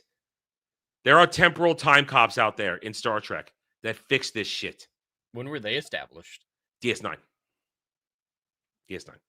They exist, and then in Voyager, reaffirmed in Voyager. I think I remember who you're talking about. Oh, it's the Tribble episode. The Tribble episode. That is season 6. That is DS9 at its best. The Tribble episode. Also the technology of blending. That was a phenomenal. That was such a masterclass of special effects where they blended the current cast with the original cast and upscaled. That was the first time I think they upscaled a TOS episode. And that's glorious. It's like they were right there, I think that episode's better than the TOS original. Oh, it is. It is. I will say that it is, because it's fun, because you got all this stuff going on. And then the end, I love the end of the episode where they look at Sisko and they go, "Did you do anything else to alter the timeline?" "No, I didn't." And then it cuts to Sisko getting Kirk's signature. My man. I would have done that too. It's of James course, fucking T. Kirk. In the captain's casual the entire episode, dude. And Trouble. He's basically the captain's casual the entire episode. Anyway, see, we're having fun here. We can't be having fun. We got to get back to this. Oh, and the Klingon joke. Hey, are those really Klingons? We don't talk about that. We don't talk about it. We know about it. No. I love it. I love it. Okay. We had a much better time in the last 2 minutes talking about fucking tribbles. So you can talk about the good stuff. We're fine. We're happy. But now back to reality. But of course, everything is building up. And of course, during this, the joke set up to have the mucus get all over Caleb so he can get sprayed like a clown with foam. That was my thumbnail. And everybody laughs. He's the butt of so many jokes. Just like you're talking about dressing him down for being masculine is what it feels like. And yeah, just that entire physics class. You're teaching physics, not gender studies for kindergartners or how to make friends for kindergartners. Yeah. Quantum entanglement is what connects us. Oh, shut up. And of course, the magic of physics is friendship. And don't go all Pokemon on me, please. That's my running gag with Pokemon. People know, let's be friends. I'm not dissing Pokemon, but every Pokemon guy I know agrees that is the gag, and it's true. And of course, you got Supremely Annoying Manatee going, "Yay, I'm happy to be here. Yay." All that kind of crap. It's just dumb. And then Caleb runs off, and we know the Betazoids have arrived, and Oh, he meets his love interest. What do you call her? Princess Mulvaney. Okay, yeah, I can see it. I can see it. Because she's got the thing in her tooth, I call her Tooth. But right away, I thought, because he's deciding whether or not he's going to run away again, as he flips out a holographic nurse. It's the same nurse that sprayed him with. I don't believe it would be that easy to wig out a It took computer. way long for secure. To wig out. I was just saying, I think it would make security to get there. Well, security get there because they have personal transports now. But they didn't. It took them 10 minutes to get him. But to wig out, asking for coffee orders. We saw how advanced the doctor was 9 centuries earlier. It's a sad way of showing how to put something into a loop, how to put a program into a feedback loop, and it was just dumb. They just wanted to there are protections against loops like that in modern computers, let alone futuristic computers. Yeah. So it's dumb, but it's also Caleb can meet his next love interest, the one that he's instantly into. And right away you realize she's Betazoid. Right away, say, I feel this, I feel that. And she's wearing an inhibitor. Oh, if you have seen the trailer, there's a scene where they're in basically a poppy field from Wizard of Oz, ships landed, and it's her and Caleb down there. She's screaming, and it's sending physical shockwaves through the poppies. All right, let's get to it. All right, let's jump to it. This is the biggest sin of episode 2, in my opinion, the Betazoids. So the Betazoids are coming because the Betazoids have managed to maintain a legitimate, cutout of civilization in the quadrant, in the Alpha Quadrant, because they put up a psionic wall around their systems. All right, Jed, what is space? Yeah, well, it's massive and it's in 3 dimensions. Yeah, and up there's no up or down. It's whatever way you come at it. If they had said we put up a psionic cube around our system, fine. Said we or just a planetary shield, a psionic shield around Beta Z. I can buy that because a planet is a fixed thing in space. It's an object floating in space. Or if you designate an area around it, you could say, okay, was using with a specified up and down, we're cubing this off. But just a wall. And you said that they mentioned multiple sectors, not just one. There were multiple systems that were a part of the Beta Z Alliance. Star systems don't move uniformly. Yeah. So I mean, it's going to take a ridiculous amount of time to see any difference. Right. But these shields, we're talking light years across. Like nothing we've seen anyone besides Q do. And Q's a god. The Q are gods. And psionic wall shouldn't stop subspace or physical ships. But at the same time, a psionic wall, Betazoids, they're telepathic and empathic. That's it. Now, they can get in your head and fuck with you, but they don't have psionic telekinesis. They don't have that. We're not there yet, Joxer. We're not there yet. No, they don't have this ability. They do not have the ability to, like Vulcans once upon a time did. Vulcans once upon a time had psionic powers. They learned to control it and basically semi-breed it out because they realized it made them too warlike. But they can't, it doesn't work like that. Betazoids cannot put up a psionic. And then if you think about it, like we said, this is space. A wall? I doubt they even thought about that. No, because I'm sure if we were asked, they'd say, "Oh, we mean a bubble when we say a wall." No, it's just they're calling it a wall. They thought it through, but for the wrong reasons. It's called a wall because the Betazoids and President Betazoid Daddy, who's the father of Tooth, it's all a metaphor, allegory, whatever you want to call it, for Trump and the border wall. It's all and for old-fashioned hatred for things that aren't like you. and not changing. It's all metaphor for Trump and his administration. There are a ton of references to immigration. Like I talked about Dreamers in episode 1 with there's no justification to separate mothers from children. That seems to be the central focus besides just general diversity, political talking points. They really want you to think about immigration. And I wouldn't be surprised if there's direct ICE references. Well, there's so much diversity because I forgot to mention, go back in time, during Holly Hunter's democracy speech, did you spot the chick with the color-coded hijab? Now, religion exists in Star Trek. There are many episodes where the classic religions, Christianity, Judaism, Judeo-Christian stuff, it still exists, and people still follow it and hold on to it for spiritual purposes. It was done with respect in TOS, TNG, and DS9. And DS9 is all about faith with Bajorans and the prophets. It's all about faith. Religion is not an unusual concept in Star Trek, but why is she wearing a fucking hijab? It's just, look, diversity. That's all it is. It's all it is. It's all it is. We used to have such great social commentary. Because there was a black and white person in this episode. The Charon, who That's are one of the best references. There are only 2 left, and they're both men back in TOS. There's a female Charon should not exist. Yeah, men can't have babies with other men. And they can't even use the Kelvin timeline or whatever to correct that because they specifically said this those is not two Kelvin guys, timeline. Yeah.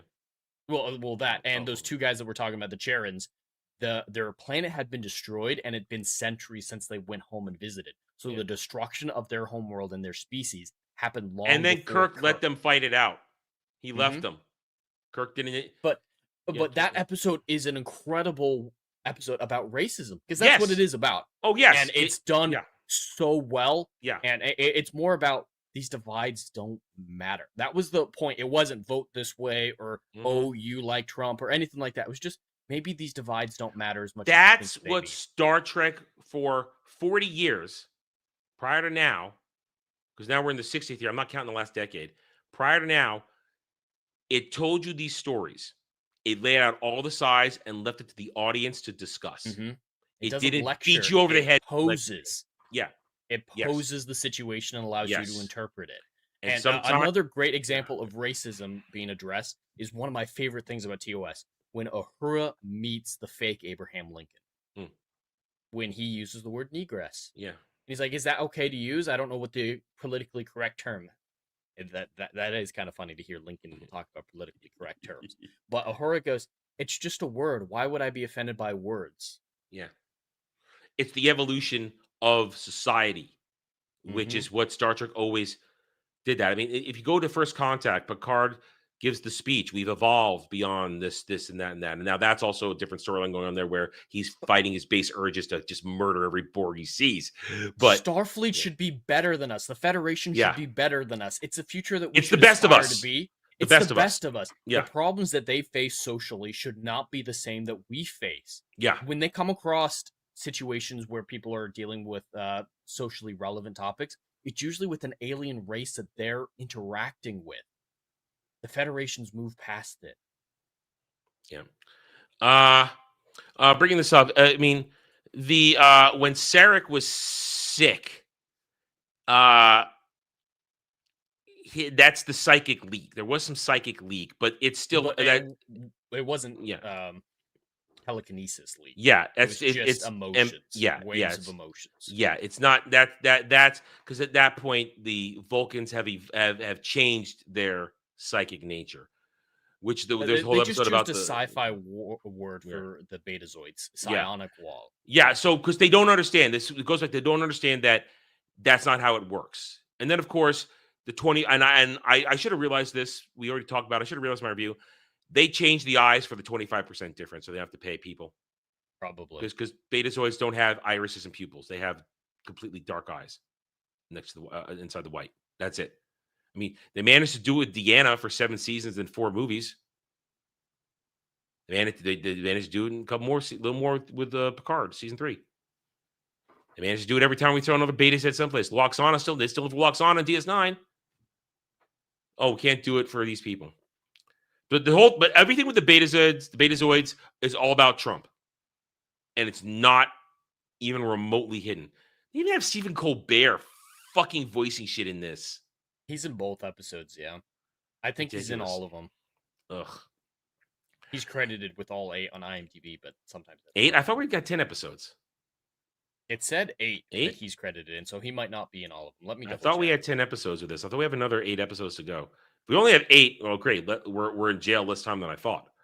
But anyway, while G's doing that, so the Betazoids arrive, and it's all about isolationism this, isolationism that. Once again, the metaphors are very clear. And here's the most big problem. They have forgotten that Betazoids are telepathic and communicate, and Betazoids communicate with each other exclusively in the head, because when Lwaxana Troi visits the Enterprise D for the first time, she chastises Deanna for talking out loud and has to say, "Oh, I haven't spoken out loud for so long. I'm not used to it. Excuse me." They communicate mentally. But here, because President Betazoid Trump is deaf, they're all signing to each other.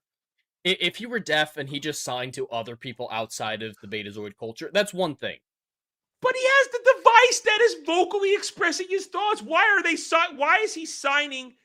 And the people. The device looks at his hands and says he said a word later on without signing. I caught it. He says something later on when he doesn't sign. Well, he does say, "Yeah." No, later through the device. The device says a word and he didn't make a sign. I caught it at one point in the episode. Yeah. So this whole dumb. It's just, and then they had to have somebody signing to the cadets in the audience. And here's the thing. So what they've done here is Holly Hunter wanted the delegation to come to Starfleet Academy because of the youth activism crap. But here's a big problem with this. And this is something Brad wanted to bring up too that we talked about in private. So I'm bringing out something else Brad wanted to talk about here. Jed, if you were holding high-level diplomatic negotiations, would you do it in front of the entire student body of Starfleet Academy? God, no. No.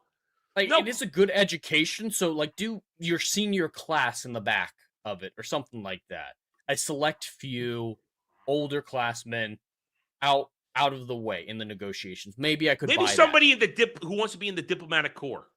Yeah, but they specifically design it not just to have these kids present, but to be the target audience. The two pulpits where the delegates are facing exclusively the students. There's other people there, but they're all behind the delegate. It's performative. It's not a negotiation. Negotiation should be more private affairs, like what we saw with Picard in the in their boardroom or whatever they have on the Enterprise. That's where you have a conversation like that behind closed doors. Yeah, you don't do that. That's not how it works. And it's so obnoxious when they capture Caleb and throw him back in there. It disrupts the whole thing. Yeah, if you're late, you just don't go. They're like, all right, we'll keep you here. And then there's the other problem with the War College. That's a big problem for me. Why the fuck is there a War College? Because they went more militaristic. It was always militaristic. Starfleet was an elite fighting force. Yes, they were explorers first, but they held their own against the Klingons and the Romulans and the Borg on many separate occasions. They are a navy. Starfleet is still a military organization. They say it many times throughout the classic series. Starfleet is a military organization. Based, there should be military discipline, and there is in real Star Trek.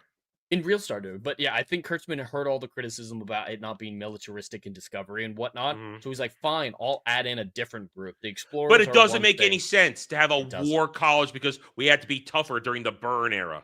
Bullshit. War College is just a dumb name too. Yeah. And also, did you like, all right, we needed to form the equivalent of the Marines. If they did that, that would be fine. But here's a problem. They didn't get the correct rankings. The dude who is the commandant of the War College, Admiral Odette Vere calls him commander, but he's got 4 pips on his collar. Now, if you're going to mimic the Marines or the Army or the Air Force and have it up against the Navy, because Starfleet is the Navy. Starfleet's the Navy. He's got to be a colonel. opposed to Holly Hunter's captain. Captain is 4 pips. A colonel, if you're making that, would have 4 pips because a full board colonel is the equivalent of a captain. So you still don't get it right. It's all wrong. No comprehension. Whoever wrote this, no comprehension of anything. And the War College is there. And the War College is going to be important because that's where Tooth ends up. She doesn't go to the academy. She goes to the War College. Which I don't understand that choice at all. She's a diplomat. She shouldn't be, going to a violent institution. Because her inhibitor that she wears, we learn later, keeps her emotions up because if she gets angry, if her emotions, her empathic abilities raise out of control, bad things happen, Jed. And I don't believe that the president of Beta Z, or whatever they call him, I don't know what his official rank president. is. President, daddy. Yeah, it's president. So, yeah. I don't believe he would let both of his kids join the Federation's military arms that quickly. Jed, the next day. The final solution to all of this, after a lot of bullshit where they go on dates, and yes, Josh mentioned it, they try to make us remember Admiral There Be Whales Here. They try to make us remember that shit. She won't see the humpback whales. The final solution to all of this is to put the new capital of the Federation on Beta Z. Which Brad's is point, a terrible idea. Brad wanted to make the point, Beta Z was never that important. That is something Brad wanted me to mention. Beta Z is never that important. I mean, they're useful, they're but good they're diplomats. Still small. They're not industrialized. Their technology is not enough to make a psionic wall. Like, they're not known for anything besides their telepathy. Yeah. They're not useful for anything besides their telepathy. So, but in this one, they have dozens of planets and dozens of species behind them, and it opens up safe trade routes and safe things like that. So it's all ridiculous. It's all ridiculous.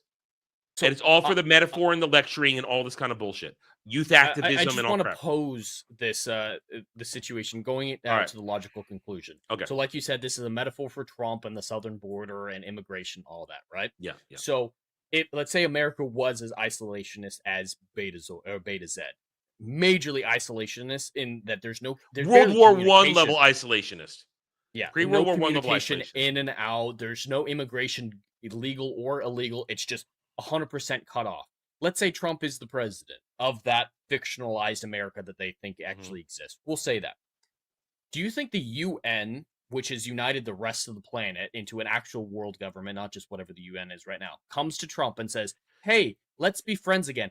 Nah, man, I don't really like how you're governing the rest of the world. Hey, what if we move our headquarters into your country and you obey us? Would that make an isolationist country lower their borders? Probably not. They're straight up said, hey, you don't like us? Let's occupy you, and you'll like that. And he straight up immediately is like, doesn't need to hear terms, doesn't need to hear anything else, just yeah. So and just real quick, they don't understand what isolationist means. Victor, we all do. That's why we're here tonight. That's why we're here. And my half of that is what I see is the Betazoids are not even original founding members of the Federation. Humans, Andorians, Vulcans. I always forget the Mr. Mott's race. I forget. It's one of those. I have a mental block. I can never remember the name of that species. But they're not a founding member. I can understand maybe putting the new capital on a founding member species, but what Beta Z is not that important. It's not. I could totally see Vulcan if it weren't for their ecological and geological upheaval. Like, it's very volcanic as a planet, but culturally, Vulcans are the closest thing to Switzerland in the Federation. You want a neutral site for the home of your international or interspecies union. But Earth is Sector 001. It is the center and the Federation comes about because humans get involved, and that's why it's on Earth. It should be on Earth. What are you going to move? What are we going to move the Athena campus over to Beta Z now? Going to move Starfleet Do we have to move Starfleet headquarters to Beta Z? Probably. From a logistics point, none of this makes sense. It's just retarded. And of course, during all of this, Earth being Sector 00, though, that's an arbitrary decision. Well, they That's make it. drawing lines on a map. They make it the Yeah, center, but it's not but- functionally in the galaxy. No, We're it kind of the isn't, outer rim. We'd but be it- like Tatooine and stuff. But it makes it the center of the Federation. It Mhm. is the breathing heart, the pumping heart of the Federation. And that's it for that. Now, during this shit, we get Caleb stuff. He finds out where his mom has been. There's friction, emotional friction between him and new girlfriend because she allowed him to get information. There's a lot of bullcrap going on. I got into my review. We're not going to get into that here because we have been going for almost 2 hours now, and our brains are starting to bleed out our ears. Even though you guys are clearly having fun, you guys are hanging out, hitting that like button, talking it up in the chat. And we love you for doing that. But this whole episode was just about lecturing. I mean, one point during the delegation point, they so focus in on Tig Notaro and Gym Teacher, and Tig Notaro goes, "I don't care if this dude and listen, I say dude because I grew up in the 80s and the 90s. It's part of my lexicon because I'm from this time period. She's from 2200. She ain't gonna say dude, but she's Tig Notaro. She's edgy and funny. No, she's not. She's dude. I don't care what this dude's saying. And then Gym Teacher goes, "We should have our best warriors fight and winner take all." And she goes, "Dude, what's the matter with you? Really, what's wrong with you?"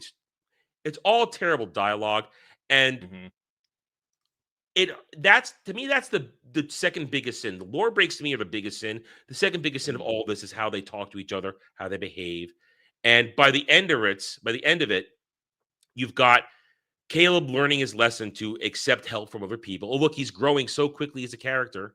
He's learning to trust now, and he's going to clean up his side of the room with Bitch. And they have a new roommate, Jed. Tooth's little brother, who says bro every third word. Bro. He's gonna get annoying. Bro. Now, during this, Bitch and Caleb start to suddenly get along because Bitch realizes, oh, he's trying to change. I'm gonna help him make his bed. The rivalry's ending so quickly, but I guess, did you look it up how many episodes we got? Is it 8 or 10? It's 10. It's 10. Okay, with only 8 episodes to go, I guess they don't have a lot of time because you had to speed through that rivalry really quick. And and little bro walks over and says, "Bro's making a bed together. That's so bro." I know I'm hyperbolicing this, but that's essentially what he says. And then it fades to black and he goes, "Let's make a fort."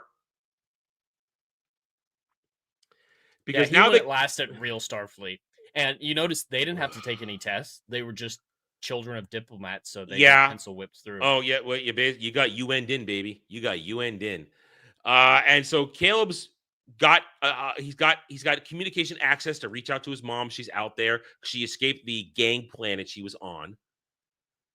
That Paul Giamatti that happened behind Sonic Wall. Paul Giamatti hinted at, and here we go forward. Now, I don't know what next week's episode is going to be. I don't look ahead to this stuff. I need to be surprised when I get there. But overall, Jed, this entire series, it's a clown show. It's a disrespectful clown show. Who cares more about bad comedy and quips than telling a deep story? And Star Trek should be an intelligent show. And something we talk about all the time is a show or a written work is only as intelligent as its creator. It's very clear that the people writing the show have the intellectual capacity of a fucking teaspoon. Nothing. This isn't what this show should be. This isn't what this universe should be.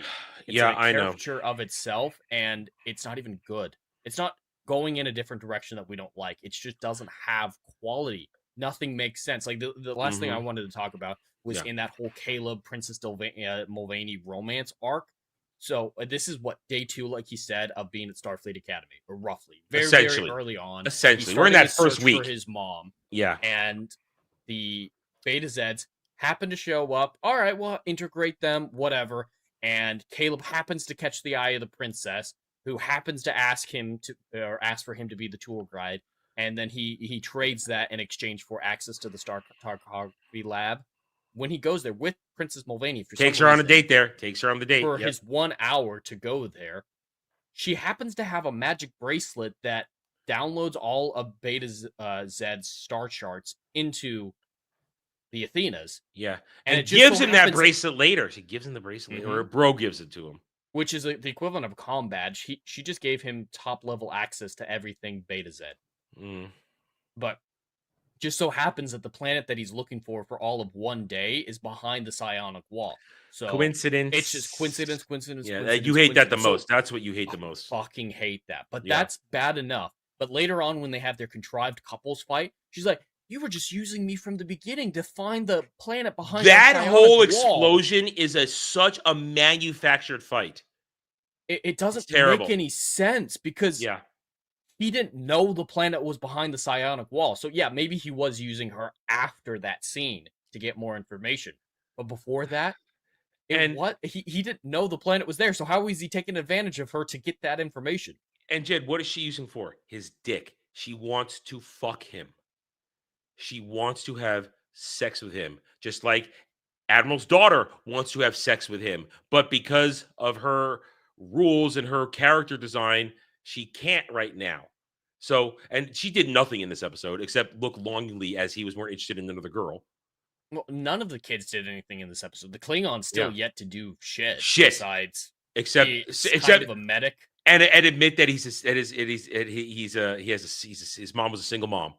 And admit that, which maybe explain why he's a shitty Klingon, which is bullshit because female Klingons are as nasty as male Klingons they can be. That's bullshit. That's bullshit.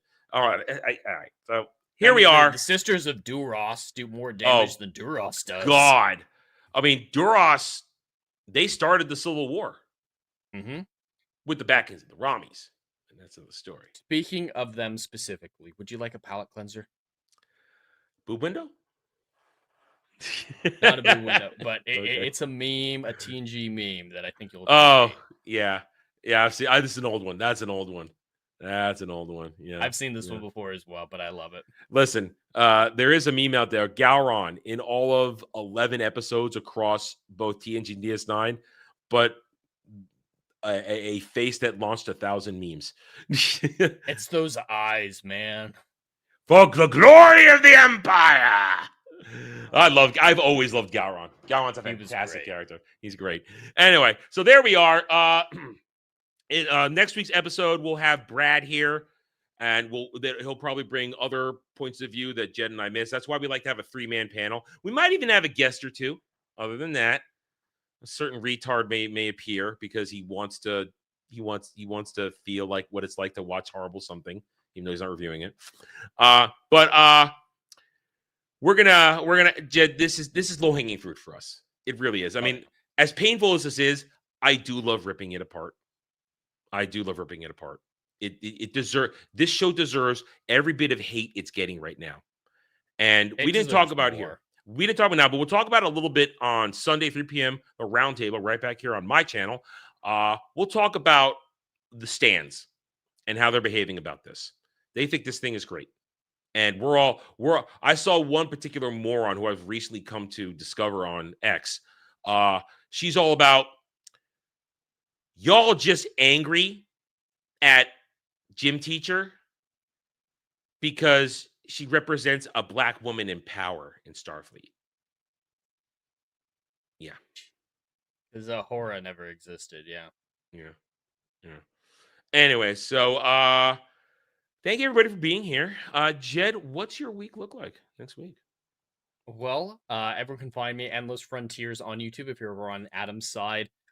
For this week, just regularly scheduled live streams with this Monday at 2 p.m. Eastern, the Right or Flight podcast. Got some more Artemis 2 news to talk about, and we'll see what other science and science fiction news comes out to talk about then.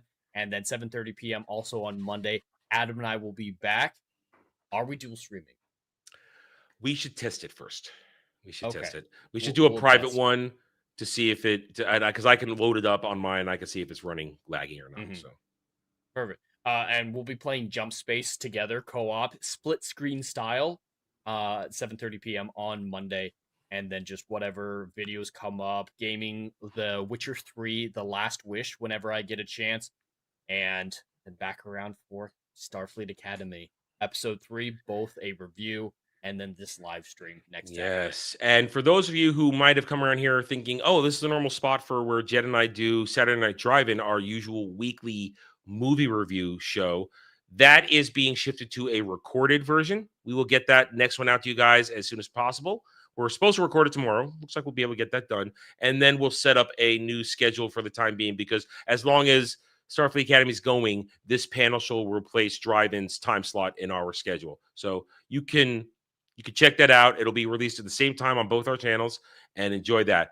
Other than that, here right now, tonight we're done for the night here. Tomorrow, 3 p.m. Eastern, right back here for Roundtable with myself, Jed, Dre, and whoever else decides to show up. We will be there, and we will be talking the week's events in our own special way. I've got a couple of good discussion questions, which it kind of relates to this. And I'll ask it now, Jed. You can think about it, chat. You can think about it too. Join in then. Has social media and the internet ruined fandoms? Has it ruined fandoms? Think about it. Think about it. Anyway, well, it ruins society. So yeah, different. I'm not going that far. I don't want to go that. That's a whole separate conversation. Anyway, other than that, every Monday through Friday on my channel here, the Renaissance Nerd, you can catch the Daily Dive, the Double Z's, at 1 p.m. Eastern, where I basically sit down, I talk a little about what I see, but then you guys get to kind of steer the show. It's up to the chat what you want to listen to, whether we keep going or we end early. It's up to you guys. It's how it works. Other than that, we can get gaming streams. Currently working on Dragon Quest 1 HD 2D remake. I prepared for that one. We just beat DQ3. If you are a member of this channel, those videos, as well as all other gaming streams, have been archived in the member section. That we're talking dozens of hours of me being gaming stuff. It's good there. Go check that out. But we got a game stream for that next week. As Jed said, we got Jump Space Monday night. Also stream of Conscious later that night as well on Monday. And I'll be back next Thursday for another review of Starfleet Academy, where I'm sure I'll have equally and crazy meltdowns. And some of you are here for that. You enjoyed it. Thank you all for being here. We'll be back next week with Brad. You all have a good rest of your night. Take it easy. You know what? Live long and prosper, because we'll start. Oh, yes. I almost forgot. So you guys have 24 more hours to it. If you go to the post tab on my YouTube page, there's a poll running once a month, or at least we're trying to make it once a month again. It was original plan. Once a month, we got a special stream called Nerdgasm. Yes, it's called Nerdgasm, where we take one franchise and we just talk about it for the evening. Right now, the poll is running. You guys can choose one of four. One of them is Star Trek The Next Generation. It's winning by and large, but we still got 24 hours to go before I lock it down and set up the stream for next week. So go ahead and vote on that. You can influence it until basically the end of business day tomorrow, Sunday, on the East Coast, because we're East Coast people here. We live in the present. Anyway, so thank you, everybody, for joining us. We appreciate everybody showing up. We had a great crowd tonight, guys. Thank you for being here. We hope to see you next week. Go watch the reviews. Hit those like buttons. Leave comments. And as I said, live long and prosper. Have a good rest of your day, guys. Take it easy.